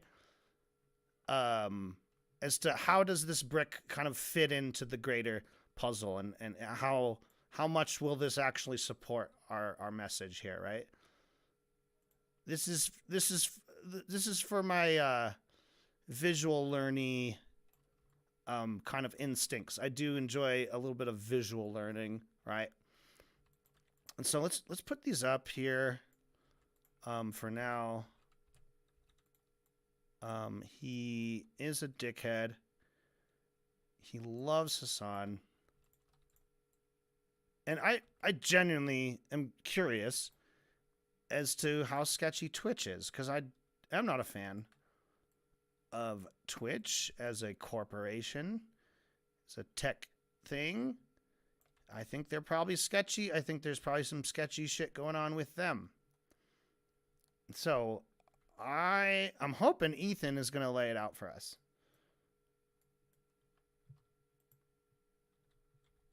Okay. We have to figure out how to like sort of rate these points, because on one hand we have to decide how true whether they're true or not, which could maybe add to their strength, but they also have to be kind of the right shape. You know, they have to actually apply to the argument, right? And the CEO being a dickhead, while it's probably very true, I don't think it's overall like a relevant point. I don't think it really would support. I think this would kind of just go alongside it. It would almost be the other way around, that his company being a megaphone for terrorist organizations would be a big bit of evidence that this guy's a dick, you know, like that he's the worst. We'd be like, oh my God, this guy sucks because he's doing his terrorist shit. I don't think we could say he's a dick, therefore it's more likely that I guess maybe it would be more likely that if someone's a real dickhead, they're more likely to go ahead and be a megaphone for terrorists. I don't know. We'll see. Man, if you weren't watching the stream until now, oh boy, you are some kind of sicko watching this stream. But, you know, maybe, I don't know, maybe I'll turn this into maybe I'll edit this into its substantive parts. And we'll see. We'll see. So this is our big claim. This is Ethan's big claim. And he's been dancing around it throughout the whole video. He did that whole like joke being in the Twitch office and congratulating Frogan and congratulating Hassan. You motherfuckers, like, saying I didn't watch this video. I have watched this fucking video. I've listened to this fucking video. I know what the fuck is going on, okay? Didn't fucking watch it. I'm still mad about one of you dumb fuckers in the comments who was like, you already claimed it was dog shit without even watching it, without even considering the claims. This is what considering claims looks like. This is what dissecting bullshit looks like. If a video is an hour long and it has a lot of bullshit in it, it's going to take a lot longer than an hour to get through it if you want to talk about the bullshit. Because bullshit is way easier to say than it is to talk about. That's because it's cheap and it's not valuable. There's no value to it because it's bullshit. And so I'm like a miner who's going in and digging through things that I know full well are not valuable. It's like, hey, literally no value here. Stay away. And I disregard the signs. I step over the ropes and I say, let me take a look at it. Let's see. Let's pick this bullshit apart. Let's see what it's made of. Let's see how it got here. And part of that is learning, and part of that is sadism. All right, I've been talking a lot. I have to take a bathroom break. We're at a huge milestone in this video. He has just established a thesis. He's going to go after a company that I don't like. I am going to be on his side for as much as he wants to be fighting against Twitch, right? I hope he stays on topic. He's still in the Twitch office background. And it's Hassan's birthday. That's also part of the joke. I don't really get why that's a joke. All right, we're gonna do a quick bathroom break, and then we're gonna dig into this.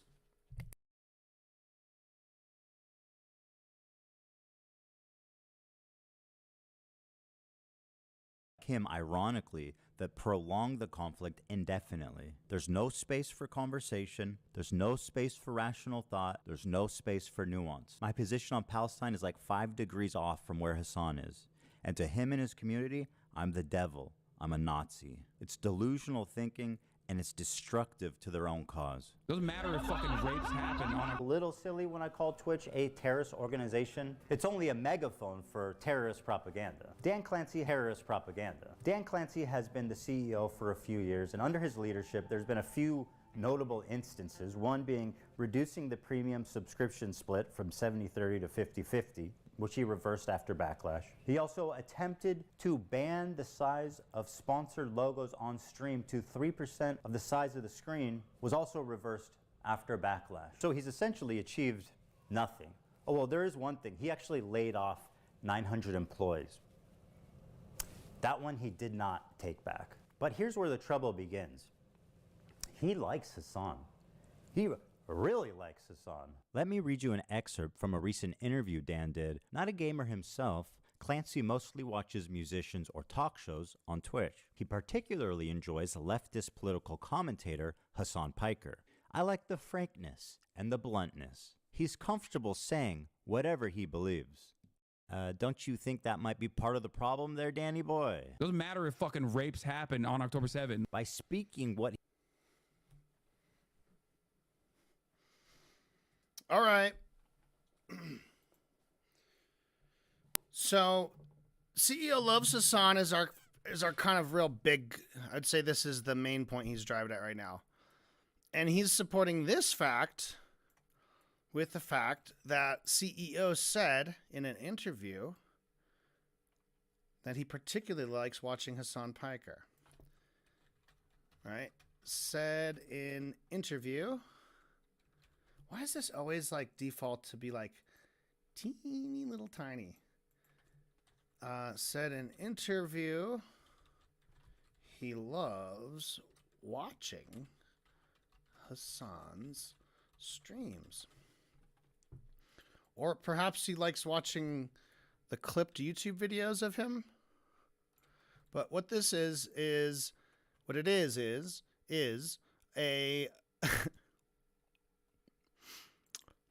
this is another little brick that's used to support this argument that the CEO loves him, right? Because he likes to watch his streams. So that is some evidence there to support the claim that the CEO loves Hassan. Don't worry though, we're gonna get more.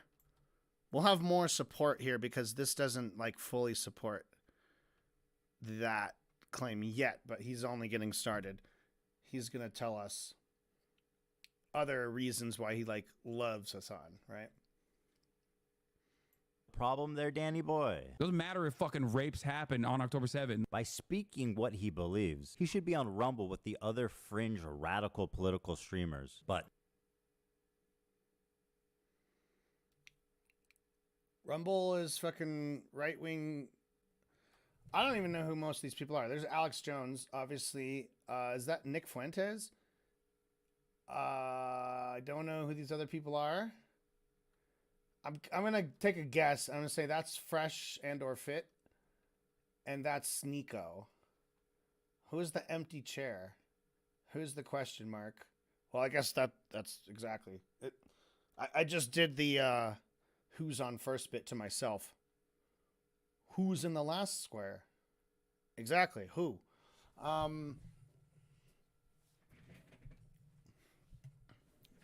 This is not like a... You're just reiterating or just making up this new conclusion that because he said... The problem there, Danny boy? Doesn't matter whether rapes happened, which we've gone through this, man. He was not saying that the rapes didn't happen. He is not saying that the rapes are good. He's not saying anything like that. He's saying, in response to people trying to deflect what's happening in Gaza by talking about rapes, that they are now, like, it doesn't change the reality of the situation. Okay, that's all he's saying. So he's saying CEO heard, or at least we presume he must have heard, because he said he loves to watch this on streams. So he must have heard this. Matter if fucking rapes happen on October 7th. By speaking. He must have heard that. And then he also probably also interpreted that out of context clip in the same way that Ethan has, in the worst possible light, without context. Okay, so we'll say heard Hassan make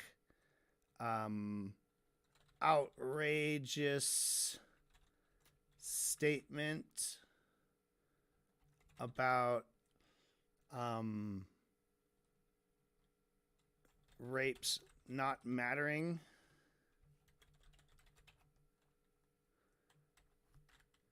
Okay, we could say he heard Hassan, he heard a clip of Hassan making an apparently outrageous statement about rapes not mattering. Okay, I think that's more accurate. Okay. And what I think goes into this is that him loving Hassan. So if this... Wait, hold on. Okay, yeah. Let's go convert to paint layer. So this point, if this is true,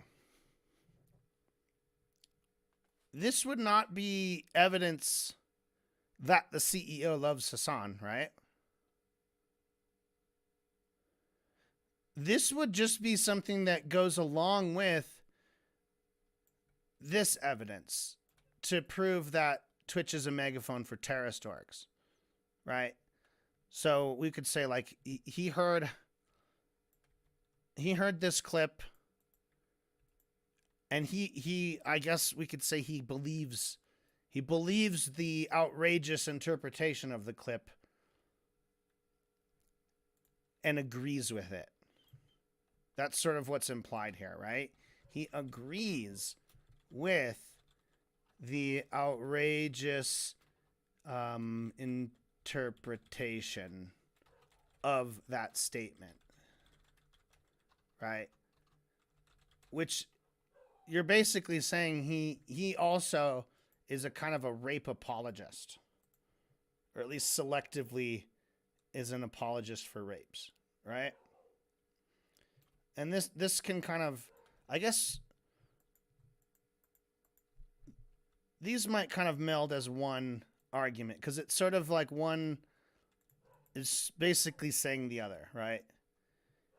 He heard that clip, and that's the kind of shit that belongs on the far right. It belongs on Rumble, right? But whatever this is still just an argument that's to support that Twitch is a terrorist org, right? We're just trying to support this argument with other arguments. So let's see if we can do that. We're still not sure that the CEO loves Hassan. That's one thing that is not fully supported. As we can see, there is one little brick here, because he did say in an interview that he loved to watch Twitch streamers, particularly Hassan Piker. In what he believes, he should be on Rumble with the other fringe radical political streamers. But no, not under Dan Clancy's watch. Dan has elevated him to the status of Twitch Golden Boy. And okay. made Hassan the golden boy. That is definitely evidence that he loves Hassan. Hassan the golden boy. And we'll find out what golden boy entails and what he actually means by that. Let's put that here. I guess this will go right alongside the CEO loves Hassan, right? So we'll say that's okay. He made Hassan the golden boy. Way to go, Hassan. You're the golden boy. I think he's got to be something like that because he is freakishly successful for how lazy his content is. Like, journalism was never so fucking chill, right? All right, he made Hassan the golden boy. What else? We need a little more to fully support this idea. It's I mean, we can definitely say he doesn't hate him, but let's keep going. And if you still have doubts, let this settle the matter. Just for clarity, Dan Clancy is the one filming and singing in this video. Happy birthday to you. What the fuck? Happy birthday to you. Bro, we're never beating the Hassan runs Twitch allegations after this. This is crazy. Oh my God. Okay, so he got the whole staff to sing happy birthday to Hassan to his embarrassment. Got him and the whole staff to sing happy birthday to him. He loves him. Now, one thing we haven't talked about is, what do you mean by love? Is it like the love, to quote Dr. Hibbert, the love between a man and a woman? The love between a man and a fine Cuban cigar? What kind of love are we talking about?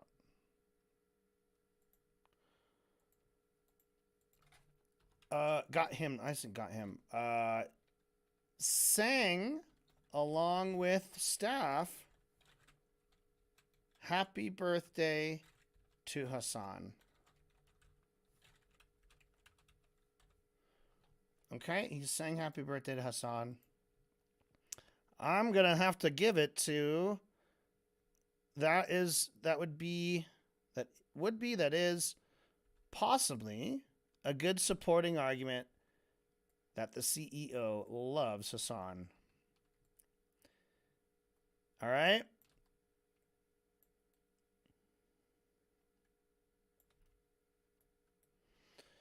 CEO loves Hassan. Now, all of this, though, remember that the CEO loves Hassan kind of needs something to then say that it's a megaphone for terrorist orgs. Because, you know, I know you've tried to sort of build this case to equate Hassan with terrorism, right? And then to equate that terroristic aspect back to Twitch, right? So, yeah, the CEO loves Hassan. They made him a golden boy. They sang him happy birthday.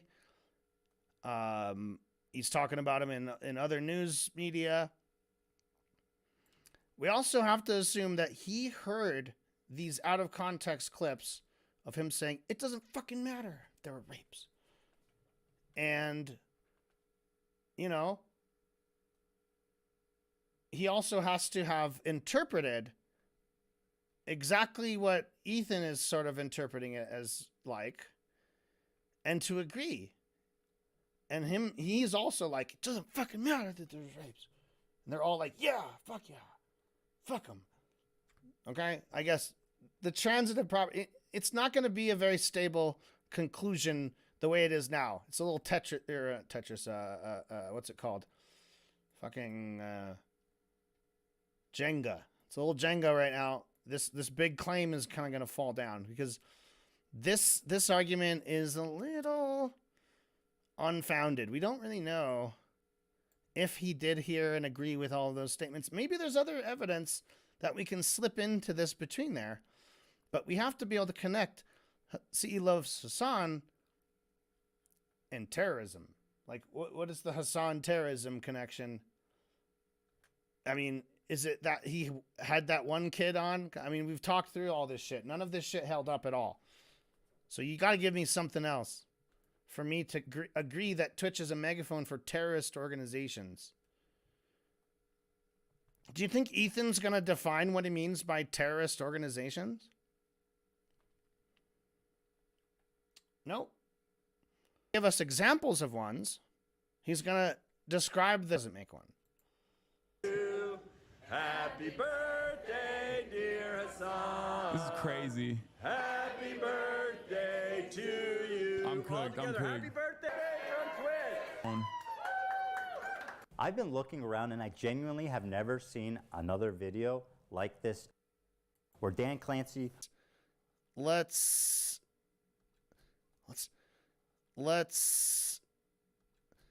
make it kind of golden.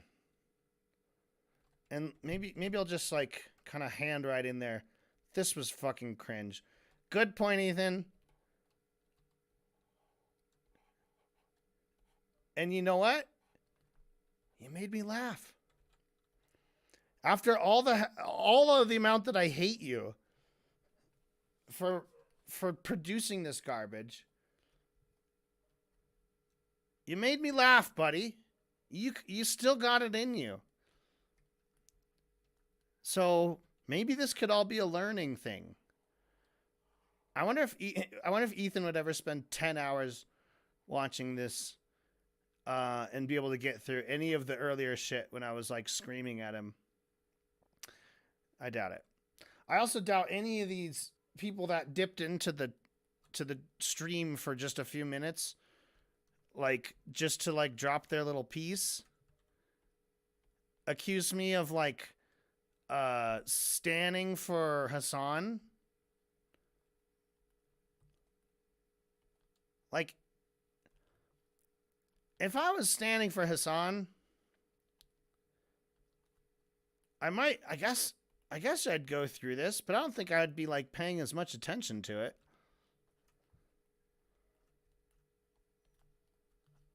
I'm literally just trying to get to the bottom of this shit.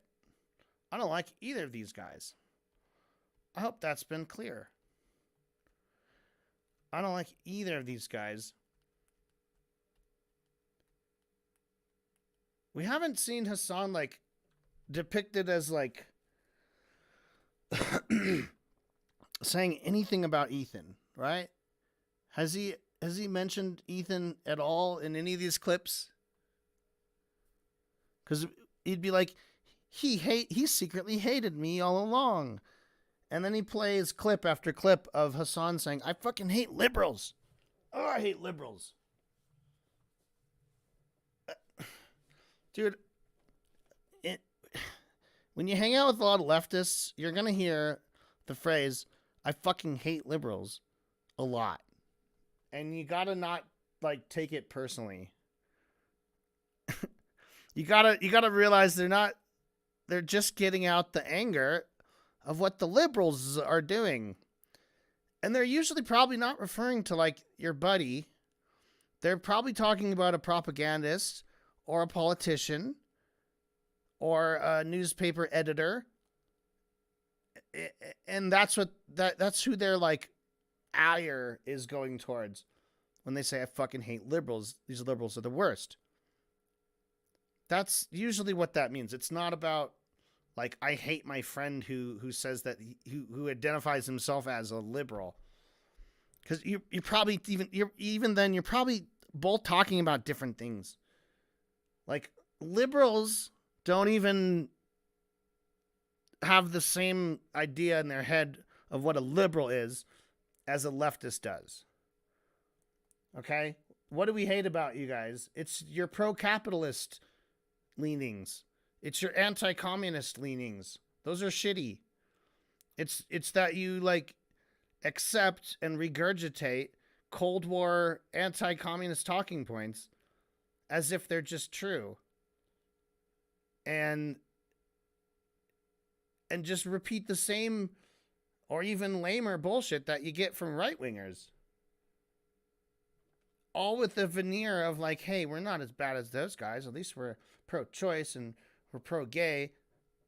Like, okay, kind of. You're kind of pro-choice and pro-gay. Not pro-choice enough to like actually do anything about it, to like protect it in law. But I guess you kind of are. Sure. Yeah, why would leftists hate liberals? They don't necessarily hate them for the same reason that right-wingers hate them. Right-wingers don't even understand what a liberal is either.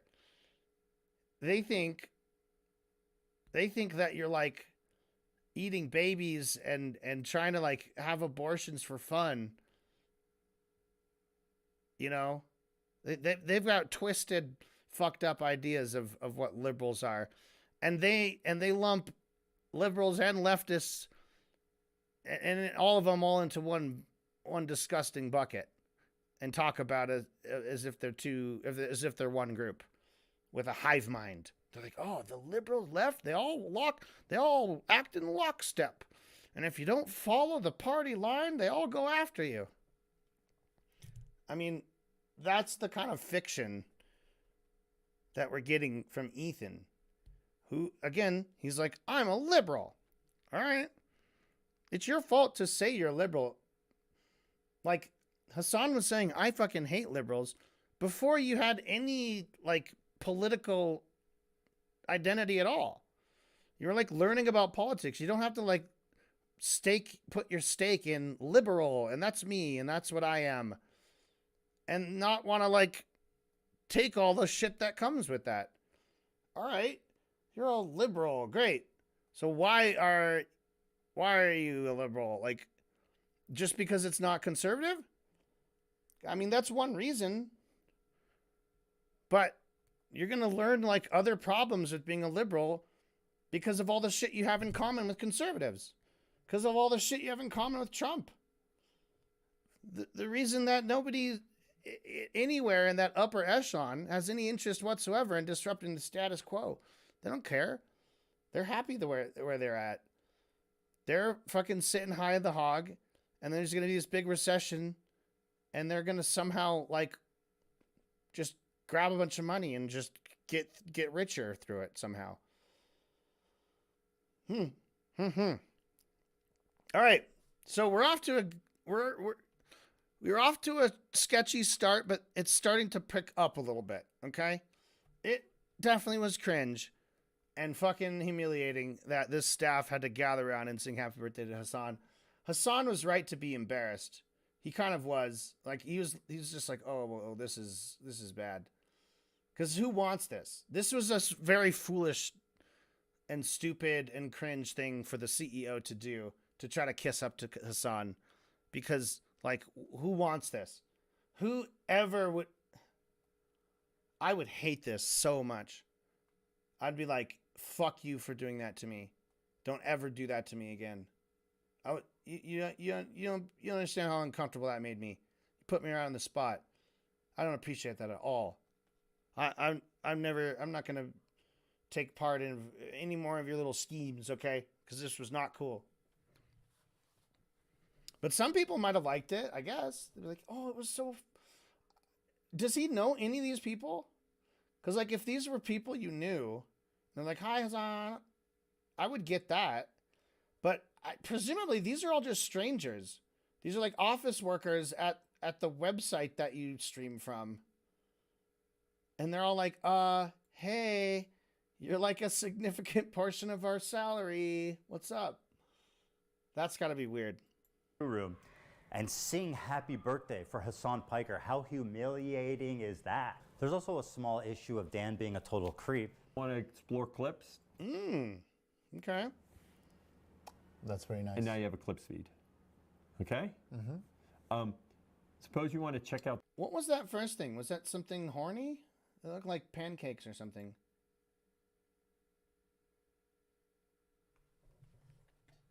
And now you have a clips feed. What was that? Explore clips.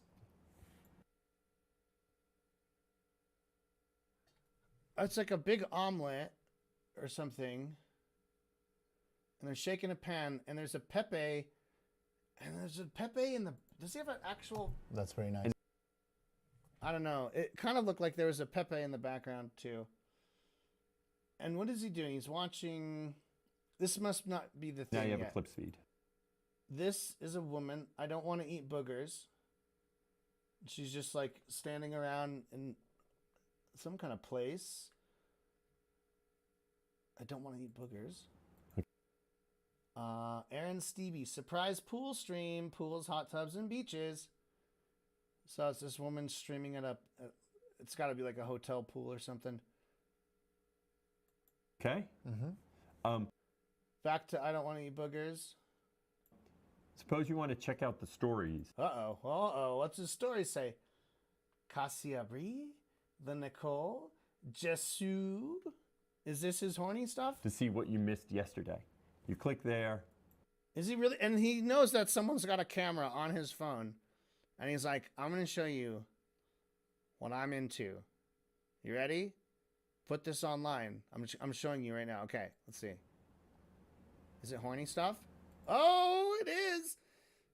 It's the, you know, they just like sit there and look pretty and get, I don't know what they do. And now you're in your stories feed. Although that could just be a regular woman who happens to look pretty and is just doing regular stuff. But this one says live ASMR right now, ending soon. Hurry, get in here. And she's got some, let's just say bodacious cleavage happening. So the dude's a fucking creep. That's for sure. Dude's an absolute creep dog. Because as he's flipping through these random channels, that chick had cleavage out, and she was doing ASMR. This chick, no cleavage, but I think with a little imagination, she's a whore, I guess. What's the point of this? Okay. What's the point of this? That's very nice. Every video has featured young women. Also, he doesn't seem to be pretty pleased about that. It's like, okay, I was hoping I'd get some doggies and cats and stuff, and it's all just horny shit. That's funny. But he purposely clicked on that thing, so I feel like that's what he wanted to show them. I bet this guy's a skeezy dude. What are we to take from that? Because part of me is also like, we're kind of making a lot of assumptions that he's a real skeezy guy because he watches these girls. I mean, is he messaging them? Is he trying to meet up with them? Is he flexing? He's like, hey, I'm a CEO at Twitch. I could get your... Like, that's where this might be going. How much time is left? He might be breaking up in a Nuke. Just knowing that he watches them and that he's, like, showing them off. I mean, let's say he's 5 degrees away from being a skis bag, sex pest. But is he pestering? And now you're in your stories feed. Now you're in your stories feed. So he's in his stories feed. So he's sort of like subscribed to these young women. Okay. These let's just say these curves. Okay. That's very nice. Yeah. That's The I don't want to eat boogers woman also is not in the least bit sexual whatsoever. She's just talking about probably eating boogers or something that looks like boogers.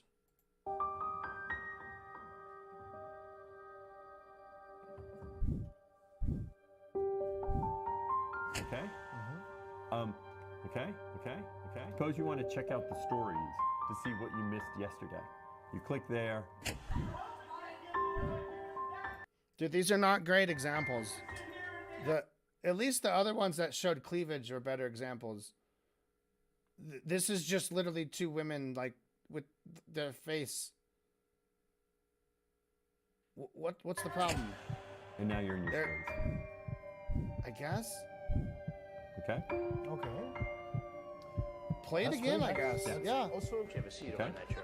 Ethan. See, like, this is the kind of shit where I'm sure he's like, oh, doing so good editing this. I'm gonna really milk this. I'm gonna like just make this like 1 point and then just like beat that horse. Yeah. He's got young women, attractive young women as his like home feed. And he looks a little embarrassed that he decided to show everybody that. I agreed with that. You don't need to do all this. You don't need to like repeat it. You know, Dan, I would have let this creep narrative go. If it didn't happen twice, roll it. Jesus Christ. We've already watched the first one twice. You want to see What is this dude's deal? Why is he like, here's my Twitch and let me show it to a live feed? What is he, by the way, what is he doing? Is he trying to teach people about the app? Swipe this way and now you're seeing clips. See clips? Swipe this way and now you're seeing clips. Swipe this way and now you're seeing clips. And the clips, he that's went to the algorithm. Was a young First woman. of all, it's happened twice. Roll it. You want to see clips? Swipe this way. Okay, it appears to be a blurry, double-mirrored picture of a woman with either a very low-cut shirt or just a bra.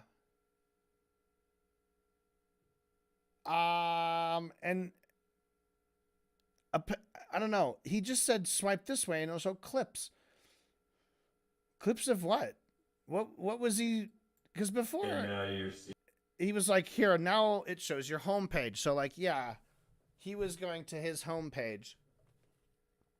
I don't know what he was doing here, what he was flipping. Clips. Why is he showing kids how to use an app? What the fuck is happening in this clip right now? Like, oh yeah, this old guy he's the owner of Twitch, and he's like in a physical room with a teenager, showing him like, hey, look, this is how you use the app on the smartphone. And this kid's like, what the fuck is happening right now? Like, why? What? Hey, let me come on your stream. I'll tell you all about the smartphone. And get this, guys, let me show you. Hold on, this is my personal photos. Oops. Well, all you do is you swipe, and then you find your oops, those are my personal photos. Oh, golly. This doesn't add up. This is bizarre. I don't know what the fuck is happening. Who is this kid? Is this a Spanish language kid? Está bien, ¿quieres ver clips? I can't see that part. It's another thing. What is he doing there? Who is this child? The clips are, and that's not necessarily the algorithm. First of all, it's gross enough you're a creep, but what an incompetent idiot you are. You're the CEO of Twitch and you get caught with the fucking, you get caught with the girlies on your homepage twice? Get caught with the girlies on your homepage twice? Caught with the girlies. I don't know, man. He might be that much of a boomer. It also might be that he's a fucking skis bag and he doesn't give a fuck that you see it. Like, he was clearly like, dude, if I'm gonna like, okay, we're gonna invite you up onto this stage, we're gonna live stream it. Let's get a big close-up of your personal phone. And let's have you just kind of click around and let's see what your homepage looks like. Let's see this. And he's like, here's the kind of stuff I watch. Oh, sure. And like, you think he's trying to hide it? Yet doing all of those things, just being in the position where you're like, look, everybody, look here. I'll click my thing and I'll show you. It seems to me that he doesn't give a fuck. Like, he was actually just trying to show them the girls. And he was like, yeah, that's what you can watch on Twitch. I don't think he was being stupid. I think he was literally just like, check it out, girls. I mean, you could kind of interpret his like body language as being embarrassed afterwards. He might have been embarrassed that he like didn't get a great reaction from the people he was showing. Like maybe he expected them to be all like woohoo, but instead everyone just got like quiet, and then he's like, oh shit, misread the room there. Like that might be why he's embarrassed, you know?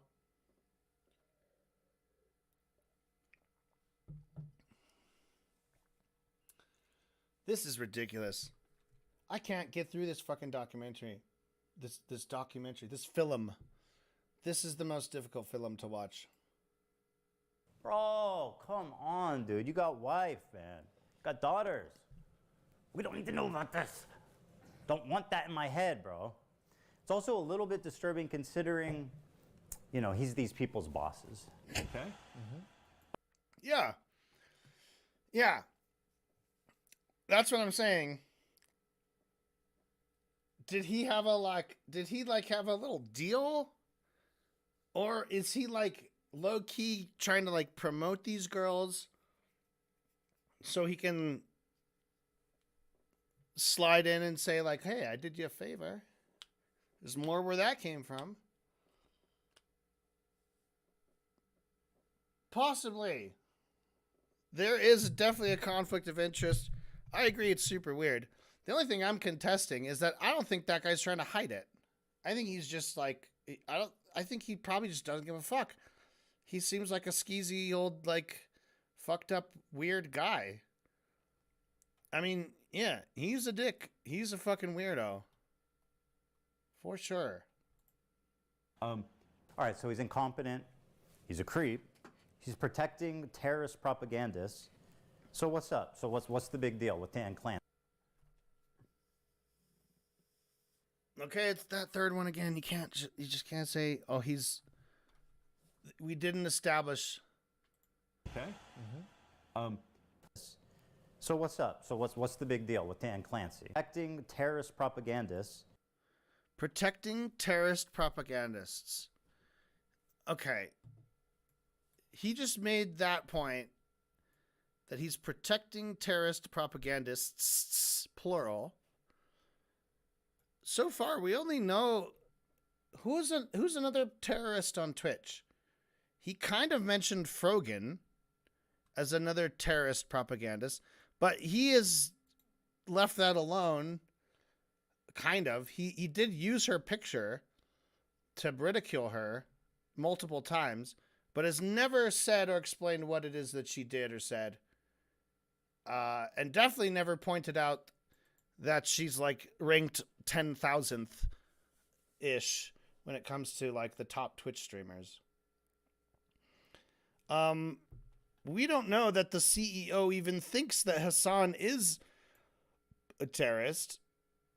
So therefore, if he's like quote unquote protecting Hassan, favoring Hassan, which I don't have any doubt that he is, I don't think it's because he thinks that Hassan's a terrorist. Because we still have nothing to support this claim here. We don't know what this CEO actually thinks about Hassan. You've not pulled a single clip or quote of him talking about Hassan or anything like that. We don't have anything like him saying, oh, I love how radical this Hassan guy is. I love how he's denying the rapes. I love that about him. And for that reason, I'm protecting him. I mean, obviously it doesn't have to be that direct, but we need something that indicates that. He's at conclusion time, it sounds like.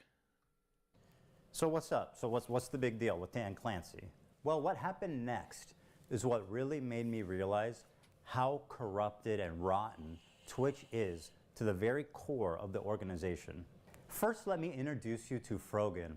Why didn't you go take a trip there to we Home Depot go. and buy I some spoke rope? too soon. She's one of. I spoke too soon. We are going to talk about Frogan. Oh boy. Oh boy. Nah. We're going to have to do part 3. I didn't want it to come to this. I didn't think this was going to take me so long. But I can't go any longer. My voice is going to run out. We're going to save this document, and we'll bring this up for part 3. Let's save it. We'll call it Ethan's Argument.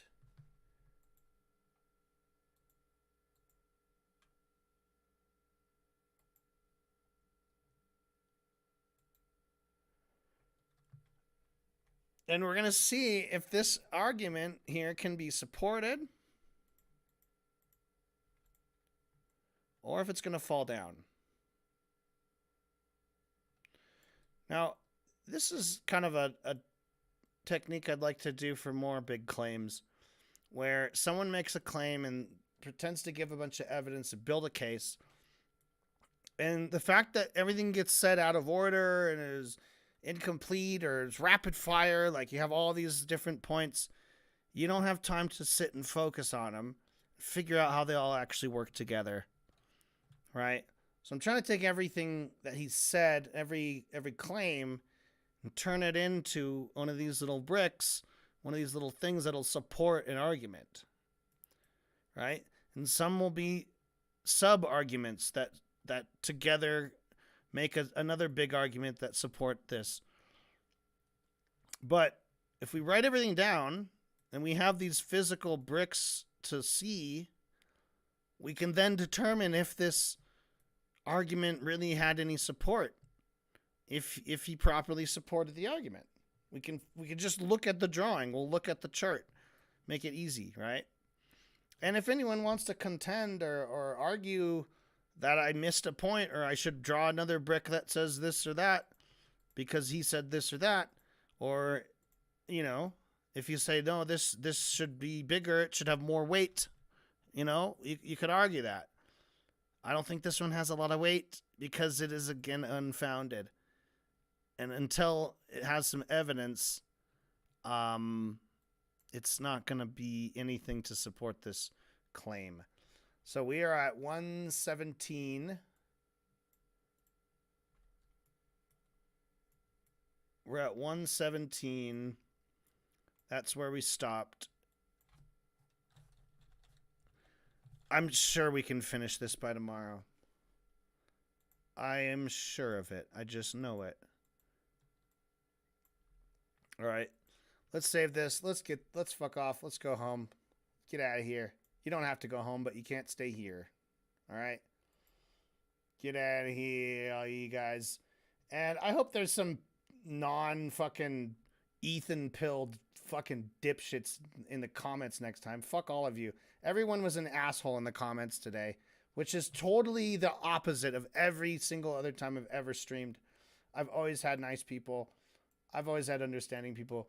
These people just poured in, left a few comments shitting on me, arguing with me a little bit, and then just fucking off, not ever explaining their points. It's dog shit. I'll go through and respond to these comments. Maybe we'll do that tomorrow before we watch, and I'll explain to you why you guys are all idiots. And then I'll give you examples of how you should have written your comments if you actually were in good faith trying to critique me. All right? Just like Hassan, there is a shitload of shit you could critique and correct me about. Hey, I couldn't even find fucking Yemen on a map. I couldn't even find it. So, we'll see what that means for me and for you. I honestly, I don't know. I hope you didn't watch this, whoever you are, because it means you must be a sicko like me. Good night, everybody. We'll be back tomorrow for part 3 of Dog Shit.